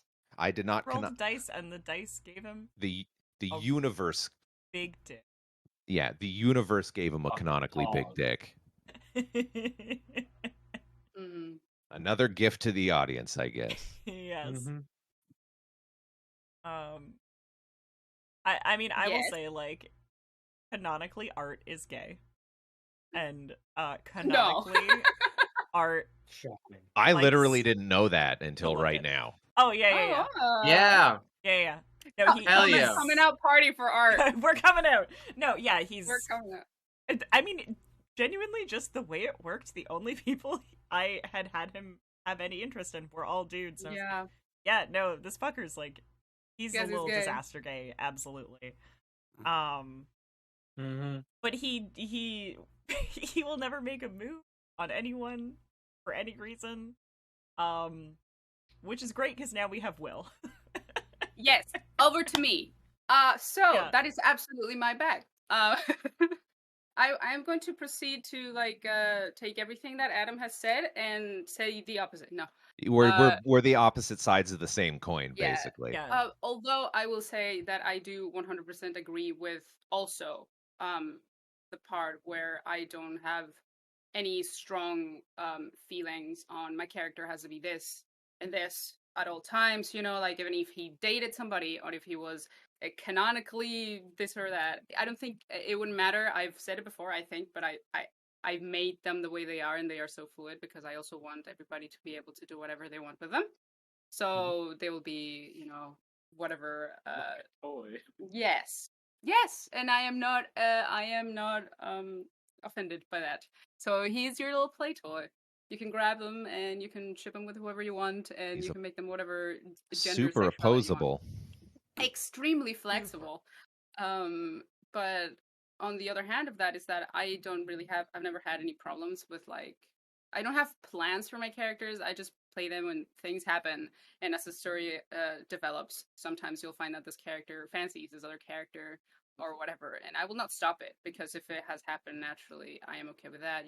I have played campaigns with my character has ended up with other characters that I hadn't planned, and that was fine. It's a story. All good stories have a bit of everything, so I never have been opposed to that. I think also by virtue of the way that he is, he has certain interests for sure. I don't know if romantic, but it does lead there apparently eventually. Even he has a heart. And I mean, let's not lie. He likes art. He likes him. He probably hates it, but he likes art. And where Art will never do anything about it, I can't, in good conscience, say that I trust my son not to do anything about that. Yeah. Himself. I don't So either. who knows? I don't know. It will be what it is. Nobody knows, but it probably won't be for lack of trying eventually, I think. I suspect. Also, I know him. Tiny fun behind the scenes fact for introducing Will versus Scarlet as we were moving the boat arc was Red sitting there and being like, Scarlet can just be a hot dude. And so true. And was like, would that fuck with Art? And I was like, it would absolutely fuck with Art. We absolutely fuck with it. And we were like, that's right. That's so good. It should be done. And then it was done. Yeah, huge part. That's why I started him sort of like, oh wow, look at his pillow and man bosoms. Look at him pulling on ropes. I literally was just playboying him for Art on purpose because it was so funny to see him sweat. it's true. Yeah. But I mean, also true is that I think it is interesting for somebody like him to just. I'm like, yes, suffer, be mortified. I know you have some in there. Make it like put it to use. I know there's something alive in you. What if we like make you so uncomfortable by it? Like, what if you like this stupid little elf? What if you do like him? And it's just fun Loser. to shake him around like that. It's Yeah. fun. Yeah. Cool. Sweet. So maybe. I think we've, yeah. I think we've confirmed Knack bi. Yeah. Yeah. Bisexual Knack. But like, Yeah. kind But- of in like weirdly specific ways. Yeah, and it's never clear. Yeah. It's never clear, but it is canon. Yeah. But Knack, much like how he feels about himself physically as like an intimidating creature, like he's like very like, you think I'm scary? Why? He's not very confident in his abilities to flirt with people, as has been demonstrated. But I do think my favorite thing to come out of any of the relationship arc with Knack is the fact that it made me and Jeph flirt with each other in funny voices. Yeah. That was a good time. Yeah. That's great. Yeah. That was really great. I remember that very fondly. That's very funny. Everyone That thought reminds me of- Doki was gonna eat. Yeah. Oh, that is another moment. Like that's another thing to go behind the scenes. That's exactly like the bathhouse episode Yeah. where I was like, guys, can we please do a thing where there's a B plot where all the characters think that that she's gonna kill Knack and eat him and bite his head off. Like a praying mantis, please. Yeah. And everyone's like, sure, Yeah. yeah, let's do it. No, that was. It was good shit. Right. A couple more questions from Jude. Is this going to be a level 1 to 20 campaign? How many years do you envision it lasting? I have no idea. No personally. clue, man. Dog. As long as it I'm goes. fucking surprised it's gone on this long. That wasn't on purpose. Yeah. I'm having fun. I mean, whether or not it gets to level 20 remains to be seen, but it's looking fairly likely. As long as Yeah. everybody's having fun with it, and you know, Jeph is having fun writing it, and I want to help. Which, by the way, I help sometimes. Crabmangander was me. That shit. Nice. Fuck yeah, Crab Yeah. and Gonder. But I like that. it's Crab was me. crab was me. I don't care about anything else. It can go completely uncredited, but the crab, I'll not let go. Crab. And as long as you're having fun writing the bulk of it, and everybody has fun Yeah. playing it, And it will then just as go long on, as right? yeah, and as long as Jeph is having plenty of fun dealing with our horse shit on the Mhm. regs. Wrangling. Oh, I'm having very many fun. And, I mean, this is going to sound like it's going to go on forever, but a lot of these things can coexist and happen at the same time. But I've got docs for, like 8 different quest lines, excluding my folder that is named Endgame. That folder. I didn't know about it. Yeah, no, it's good. I'm afraid. It's fine. It's good. Don't look in it. But look at it. It's fine. Everything's fine. Everything's very relaxing in We that say game. this. It just gives me panic now. It has the opposite intended effect. Look, is where we are in the campaign right now, is anything going wrong? I'm gonna get in a car and come fight you. It's all good. Yeah. Silence. No, it's exactly like what Argo just posted. It's just going to be people giving you tacos. Mm. Yeah. Okay. This is another question from Jude for Rosemary. Without giving away spoilers, when abouts will we be getting to Brix's backstory? Well, that kind of depends. Because to really get into Brix's backstory, we kind of have to be in a very specific place physically. And right now we are quite far from that place. So Not only that, but Brix is fairly. I think Brix is about as aloof as Will is. So even if we were to ask, just be like, "Hey, what's up? What's your deal?" I don't think Brix would just tell us. I mean, Maybe now, but maybe now. I feel like she'd be more responsive to opening up now, but I think because she sort of shut people down a handful of times in the past, they're just like, fuck it. one of the things that's always kind of struck me about Brix, and I don't know if this was on purpose or just a happy accident, but because Brix is so chaotic and a lot of the times kind of like the least serious and very Dirty memer? yeah, like comedic Humor. relief Hmm. at times. I've always found the emotional beats with Brix to hit way harder because it always Yes. feels Oh like my Yeah. god, yeah. And that is a Yeah, real for sure. writing device that is very Yeah. genius of you to have included. This is why, I mean, I always, every time you do it, I think about Bo Burnham. Sorry. His entire comedy is that. yeah. It's true. Yeah. He'll Well, like do the shit, and then at the end, he'll just slap you with something that makes you want to cry your eyes out, and that's why Yeah. it works. Yeah, And you're like, she's Well- haha. Oh. genius that way. Yeah, I Yeah. mean, in the most recent episode with Brix and Art talking Yeah. before Brix leaving and shit, like editing that, I was like, this feels way heavier than I remember it being when we played it. Mhm. Oh, I mean, Like- I mean, for me, I was like, Yeah, I you was could like, hear this your is heavy voice as cracking. shit. Yeah. Yeah. So I don't know. To me, I'm interested when that's finally gonna drop because I think it's gonna be heart wrenching.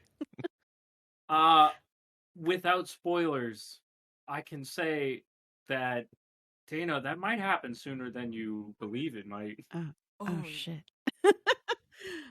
Yeah.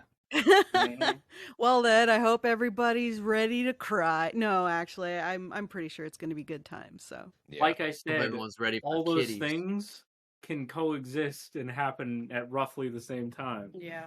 that's true. Cat village, please. Cat village. Cat village. Yeah. Little mini kitty cat village, We have so miniature. many places to go. Like the truth is that, and this is funny how they ask, like, how long do you think it's gonna go? And it's like, how many places truly have we gone? You know, like we have so many places to go to do like backstory of some of these characters and so many things still to like bring back because we haven't even brought stuff back to people who needs to see us again. And like, I don't know, there's a lot still to find out. You guys still have to go get like fucking Yeah. paid. Yeah, we still need to go we back. really need to get paid. We don't have any money left. I have Speak $0. for yourself.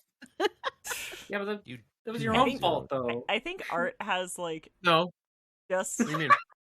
I feel like Art has just under like 60 gold. He's been Brix dealing is with like fine. sub 70 gold. Brix has personally a little bit of gold, but she has that cash from all the grifting still. Oh yeah, that's right. Prime cash. Yeah. Oh, While we're looking for Jude's last question, I can answer a couple of them. One being Stryker asked fairly early whether or not they fixed the puzzle room in the training dungeon. Eh, And yes, they have since actually changed the puzzle entirely. Oh? Primarily because the trial dungeon undergoes revamps every few recruitment day cycles, as is deemed necessary. But this remodel was the soonest after another in recent history due to the water damage. I see.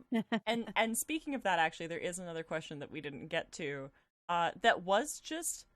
So what the fuck was up with the fire in the mirror? Other than just like a red herring to fuck with it. The whole point of that room was that everything in it was the opposite. So you see the room on fire, but the trap was water. You see the key in one place, but it's actually across the room. And to leave the room, you have to walk away from the door. The fact that we got out of that room and Without- you're explaining that to me now, and I'm like, wow, Miracle. Boy, I miracle, feel stupid. miracle we Also, ever the fucking left the the training. room outside the room was up is down. Oh yeah. And the first thing you did was break the light. Whoops. Who could have Yeah. known? Yeah. So a fun just like a fun question that we didn't get to. Are you looking for Jude's From Misha, from Saint Misha, was if all of you could pick a guest to session. I mean, is this like- pie in the sky? Whoever we want. Or absolutely. just like I think this is literally just whatever. I would commit a felony to get Jeph Goldblum on to play Oswalt's Yeah. dad. Oh, That's yeah. mostly all I Yeah. wanted to hear. 'Cause Yeah. That's amazing. I I can't. just That's wanted to mine, hear Adam too. say he would commit a felony. Yeah, so. don't cut that out of we context. absolutely will. Mr. Adam, Goldie. don't cut that out. I would commit a felony. Blank. A good one. That's a really good one, actually. I was gonna have a stupid joke answer, but that's really good. I can't That's remember. just real. Yeah, that's I can't just, that's just remember- real. That's I just a can't- really good answer. There was a real play podcast that got him on as a guest for a session, and I've never been more jealous about anything in my life. Fuck. I know because Damn. we walked in the door and Adam was like, "Have you?" Yeah, I was mad. I was like, "Did you see this fucking shit? Jeph Goldblum's our thing. What the fuck?" No, Our so thing. true. Anyway. there's some stuff, more stuff about Brix's family. I think we covered. I'll reply in the thread. Yeah. Oh, I found Jude's last question. Oh, beauty. Jill. Okay. Jude's last question. If we hit another milestone of episodes, or if COVID ever chills the fuck out, would you ever want to do a guest episode with a listener? I know we've kind of talked about maybe potentially doing stuff with the Patreon on that. We've never really had. I don't think we've ever had a conversation about recording with a listener. One thing I will say that I am interested in doing that will be connected to the Patreon most likely is either running a play-by-post or a secondary campaign that is based in the world that StumbleQuest takes place, where I will be DMing and then sort of working hand in hand with Jeph to make sure I don't like completely fuck everything up. But that is, yeah, the B team. So that is not necessarily like a listener on the podcast proper, but they could potentially be their own little gang getting up to their own shenanigans. So Yes. Yeah. I agree. Also, I think the party is probably an. oh, absolutely. I mean, Well, the I mean- real answer is that the A team is Duncan and his little Yeah. group. His buds. Mhm. hmm A team is Duncan, says Rich. Yeah, So yeah, outside of Duncan, those- Luther, and Maximilia. Oh yeah, And Saul. and Saul. Saul's retired Yeah. because He's it would he's just the wouldn't be S tier fair. team. Yeah, It just wouldn't be fair to the criminals out there it's true. if Saul was. Technically, Saul is a criminal. It's just, what is anybody going to do about it? Fair, I guess. Yeah, Yeah, we got some leveling up before we could even maybe Yeah. pretend to do anything about God, it. I still need to level up before Oh, yeah. right. Yeah. we got into last session. We were like, didn't we just get a level? And none of us had leveled up, and we were like, No, we're not. next time. We haven't yet. Yeah, we haven't yet. Next time. Yeah. I forget every time. Are we going to move Yeah. on to the last handful of questions, or? I Yeah. think that basically covers the last handful. Like I went through again and Oh. like I saw one question from Mad Hatter that I didn't ask because I don't know if it's particularly interesting. But Mad Hatter asked about the recording process, which I'm happy to answer, but I'm not sure if any. I feel like I would Why not? bore. Mad Yeah. Hatter replies in the chat, rude. Yeah. No, Pretty much. I feel like I would bore the audience was my concern. I can go over it really quick. Before COVID happened, we would all get together in Rosemary and I's apartment, and I bought a big table, and we would sit around it. It's And still there. yeah, table's over there. Yep. There's a soundboard just off camera here that you can't see, and I hooked up everybody to that fucking thing as best we could. Some of us shared mics because it's only got 4 channels. And we would just record off of that, and it would smush it all into one audio track, and then I would edit it and then turn it into an episode. When COVID started to happen, we kind of, also we were trying to get Red in more and not really sure where Red was going to be. We started exploring how to make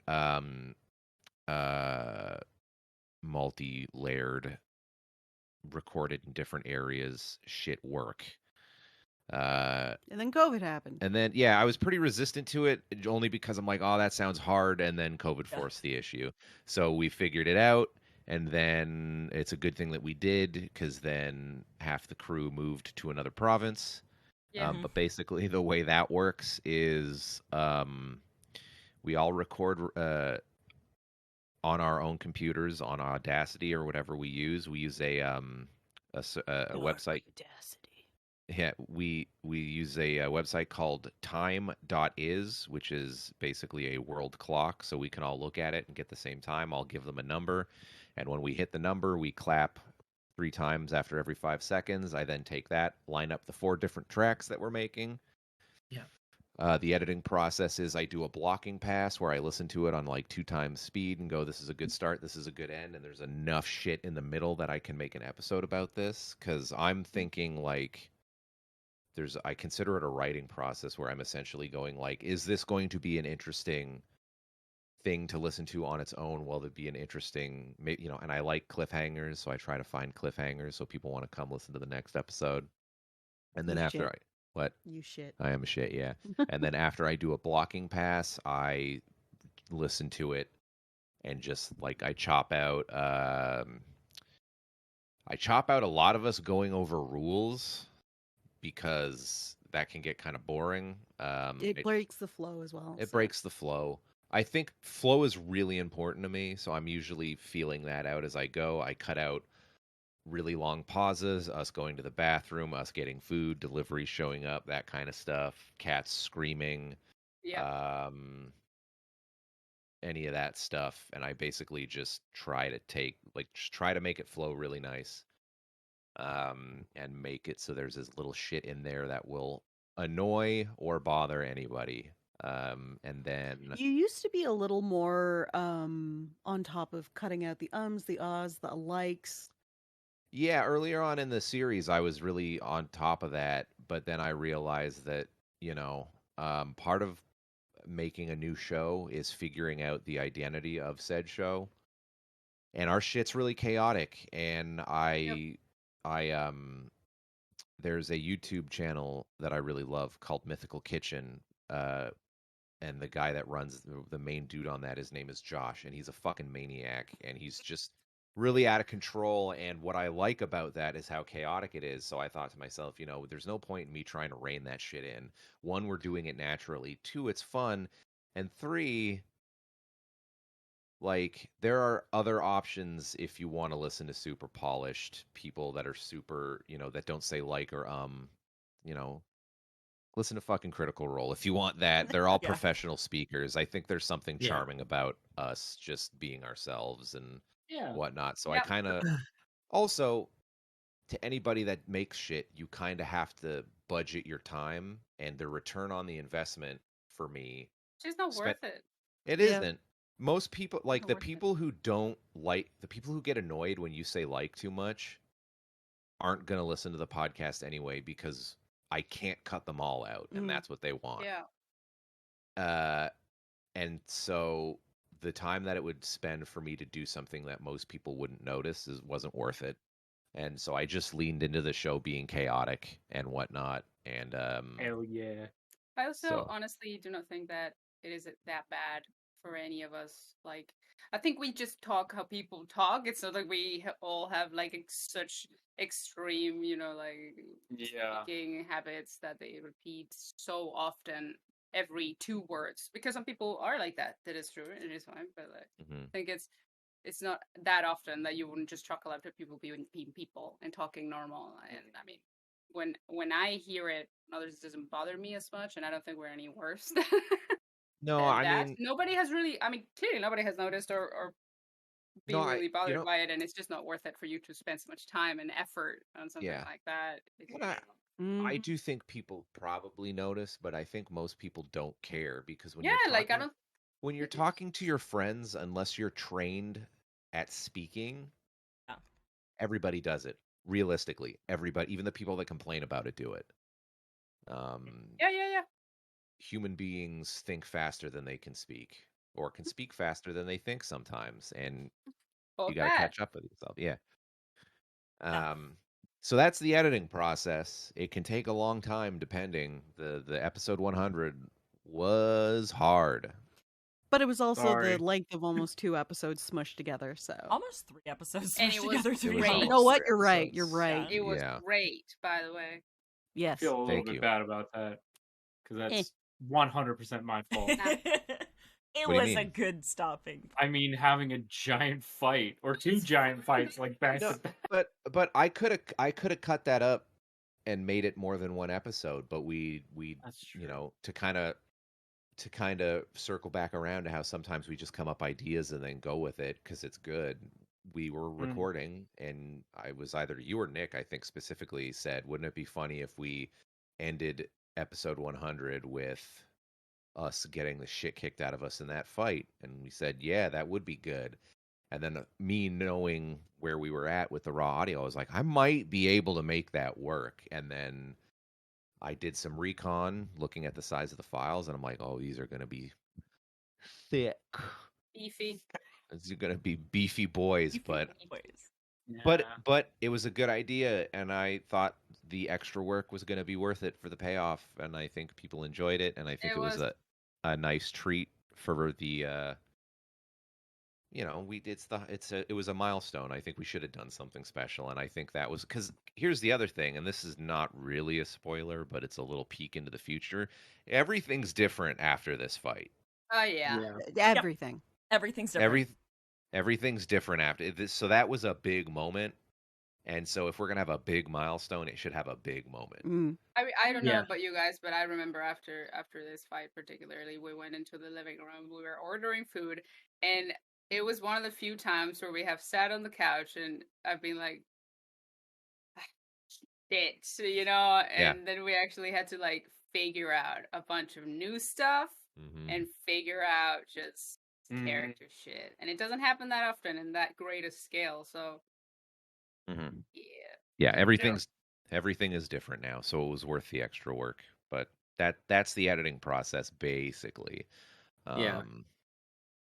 But I'm always looking for ways to update it and make it go faster because I also have a full-time job, and sometimes all the editing can be really tedious and hard and exhausting.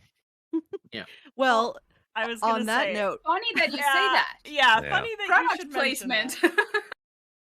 It's almost like I was trying to segue into songs. It's almost like you were trying to segue into. So we did kind of briefly mention at the listening party last, that we are. And we have been referencing it as well throughout this meeting. It is no longer a meme. It is Yeah, we're actively working on it. I am going to be making it happen very shortly. We just have to iron out a few kinks and figure out where the Patreon is going. Like that kind of thing is like what we're basically oh, thank you. But the primary number one first goal on the page, hire an editor so that Adam. I'm has very his life tired. Back. Well, I mean, it's not just about me getting my life back. It's Also been we've never like 4 years. You've been editing a podcast. Yeah, I Yeah. mean, 4 years of editing a podcast and like through huge world turmoil and then like personal things and all that stuff. And I've always been happy to do it, and I'm very proud that we've never missed a single fucking deadline. I've made good and goddamn sure of that. Um, I also Pretty want to amazing. work on other Yeah. things that can be relevant to the show. I haven't told, here's the thing I'll tell you guys. I haven't mentioned this. Nobody but Rosemary knows this. I've bought a course on how to quickly and effectively make high quality YouTube videos from a very successful YouTuber. Ooh. Wow. Because I thought to myself, Okay. YouTube has its problems, but it's still one of the best platforms on the internet. And we were always, yeah, It's like one of those. It's like, okay, it's like PayPal for paying. Sucks. Yeah. Like you don't want to use it because it's rotten, but actually you don't have another better option. So I get Yeah. it. You're yeah. right. But we've talked a lot about expanding the things that we do, Mm-hmm. and it gets hard because there's only so many hours in the day, and we're not infinite machines. So to me, if I can take editing off my plate, I can take that energy and use it on biz dev and stuff. Like if I can, and marketing and making more Yeah. content on platforms that actually have algorithms that can help grow the audience. And if we can grow the audience, then maybe we can get you guys some cool ass merch. We've had a lot of people Mhm. talk about More fucking goodies. Brix plushies and shit, which would be a dream come true. Absolutely. So it's just, it provides me with more runway to do stuff that's not just looking at waveforms, wishing I could go to bed. You know what I mean? Yeah. Yeah. Definitely. So, yeah, when the Patreon, like, we're also doing our best for like very sustainable. Mhm. A lot of what we provide is the fact that like updating every other week, and we've never had any avenue to like, hey, go support until this. So Yeah. we're hoping that even just backlog catalog and the higher quality stuff moving forward, and depending on budgeting, Yeah. could be a thing, because that's Yeah. something that like we would never Mhm. be able Yeah. to fit into our schedule, but with a dedicated editor who we're paying, we Yeah. could fully become a weekly podcast if we, Yeah. Yeah. because we And- have and the for- content. We keep saying we're We 6 sure months do. ahead. We could be 3 We are months ahead, probably we are probably have more than 6 months worth of shit already good to go. Probably, yeah. Like Yeah. at least Yeah. 6 at this point. Our sessions Yeah. lately have been really neat. Like there hasn't been a lot to cut out, I feel. Mhm. Kind of Hmm. not the issue, but Yeah. like the thing we're running into. Yeah. Yeah. That's Yeah, kind of and the cool thing. Oh, sorry, go ahead. Go ahead. Oh, it's fine. It's fine. Go. I was just gonna say the cool thing about the Patreon is that a lot of it is we're talking about like putting it all back into the show and stuff. Oh yeah. Yeah, actually, that's exactly what I was gonna say. So never mind. You said it for me. Like anything that we Hell get from yeah. that is literally just to make what we have better, or at the very least, like easier on some of us. Mhm. Because I mean, we enjoy it and it is wonderful, but also it can be hard work, And we would Yeah. like for it not to suffer because of it. We would like to still Yeah. make something nice and worthwhile and make more better things. Like merch would be awesome, stuff like that. Have more time, like to actually make art for that, because I know, like, look, I'm a broke artist. I have the art, the time that I have while I'm trying to like make money to live, and Mhm. Yeah. sometimes it is a sad thing that you don't get to do more for these things that you enjoy and other people enjoy because of that. And so to fix some of those things, it's like the only way eventually, like this thing needs to feed itself to a degree so that it can be better for other people too. So I think that it's Yeah. that's amazing. I'd really love to be able to make more things related to the thing. Like I've said a million times before that I had like short stories that I was working on, the in world, Yeah, you have and a like I ton was of working shit. on that RPG Yeah. maker thing that was supposed to be like its whole separate thing that's happening at the same time as the campaign. Yeah. Yeah, actual mutton strugs. Mud Scrug Yeah. stories. Real Yeah. mutton scrugs, all like however many books, like 67 books. I think there were Yes. 72. 72 72. books, I'm sorry. Wow. But as we were talking about at one point, it comes a point where they were books after a ghostwritten certain and the point last weren't ones worth it. weren't as good. Yeah. I don't know if we've gone to that part in the recordings. Have There was we? a question about I don't know if we've hit it yet, but there was a question from somebody asking about mutton scrugs, and I only specifically glossed over it because I was like, I'm pretty sure there's shit coming up where we go into detail about Mutton scrugs lore. Yeah. So I Yeah, don't yeah. want to spoil it, but I Yeah. don't think we've hit that yet. We talked for like a half hour. Every solid. time we Yeah. end up talking about muttons, it Yeah. becomes a miniature cast. Like we can't stop it. We can't stop the train once it starts rolling. That throwaway joke has turned into its own monster. It is. It's like actively a thing now. It's Mm-hmm. It's like Oh. played roles. in the Yeah. campaign. Another Yeah. interesting thing that we've talked about with the Patreon too is potentially doing more stuff like this, where it's us talking about stuff and talking to you guys and making that its own little show instead of it just being D&D all the time. Yeah. Yeah. Exactly. even if it's like just Yep. stuff like this for the Patreon, for actual recap episodes. Like we could do things like this where we say we're talking about this art, and actually Yeah. make the work. Mhm. For sure. Mm-hmm. So yeah. So how's And I everybody just want an feeling? excuse to Oh. draw my characters naked. That also won't bankrupt me. True. So, Yeah. I mean, you know, That was I a also specific want to be able to do conversation. Yeah. stuff. Yeah. yeah. I want to be able to do stuff on YouTube just to explore lore more, whether that be Q&As or just fucking reading through chunks of the encyclopedia that I'm writing. Mhm. Just more You know a lot of stuff. voice actors. That would be cool if we could get voice actors to read shit that you wrote. Oh, that'd be lovely. Yeah. How Ooh. fun. Oh, that was another thing on the subject of the short stories thing. I was thinking, like, on the YouTube, doing that as audiobooks, Mhm. Oh, cool. quote unquote.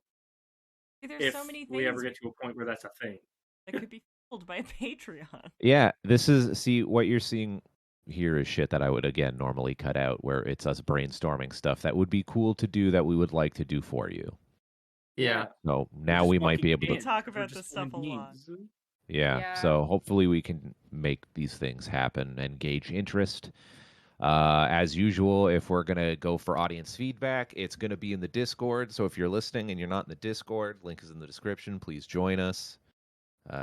We like it in here, and we like everybody in here. Come be in It's here. great. It's very fun. Yes. We've kept everybody here for a while. We appreciate everybody joining us Oh, for this experiment. Wait. Oh, what's no, up? One we're more waiting. thing. Hold on. One more Go. thing. God. Somebody asked, did that guildie ever get the more potent alchemist fire? They did. Yes. Yes, they did. Oh, Okay, good. no. Wow, that Oh. was necessary. Yeah, Okay. I just wanted everyone to know that. Okay, good. Well, Thanks. on that horrifying note, thank you for everybody in the Discord joining us for this experiment. We hope you had a good time. If you have any feedback for us, let us know on the Discord. As previously mentioned, we're going to go through the thread on this and hopefully answer some more questions that we didn't get to. Again, Discord privileges. Come hang out. And thanks for sticking with us for 100 episodes. It's been a wild ride. Let's see if we can do another 100. That'd be neat. Super fun. Thank you so much, everybody. Thank for you being so awesome all much. the Yeah, time. thanks for coming. Yeah. Thank you so much. Thank you. Thank For you. asking the questions. Okay. Bye-bye. Okay, Bye. Bye. Bye.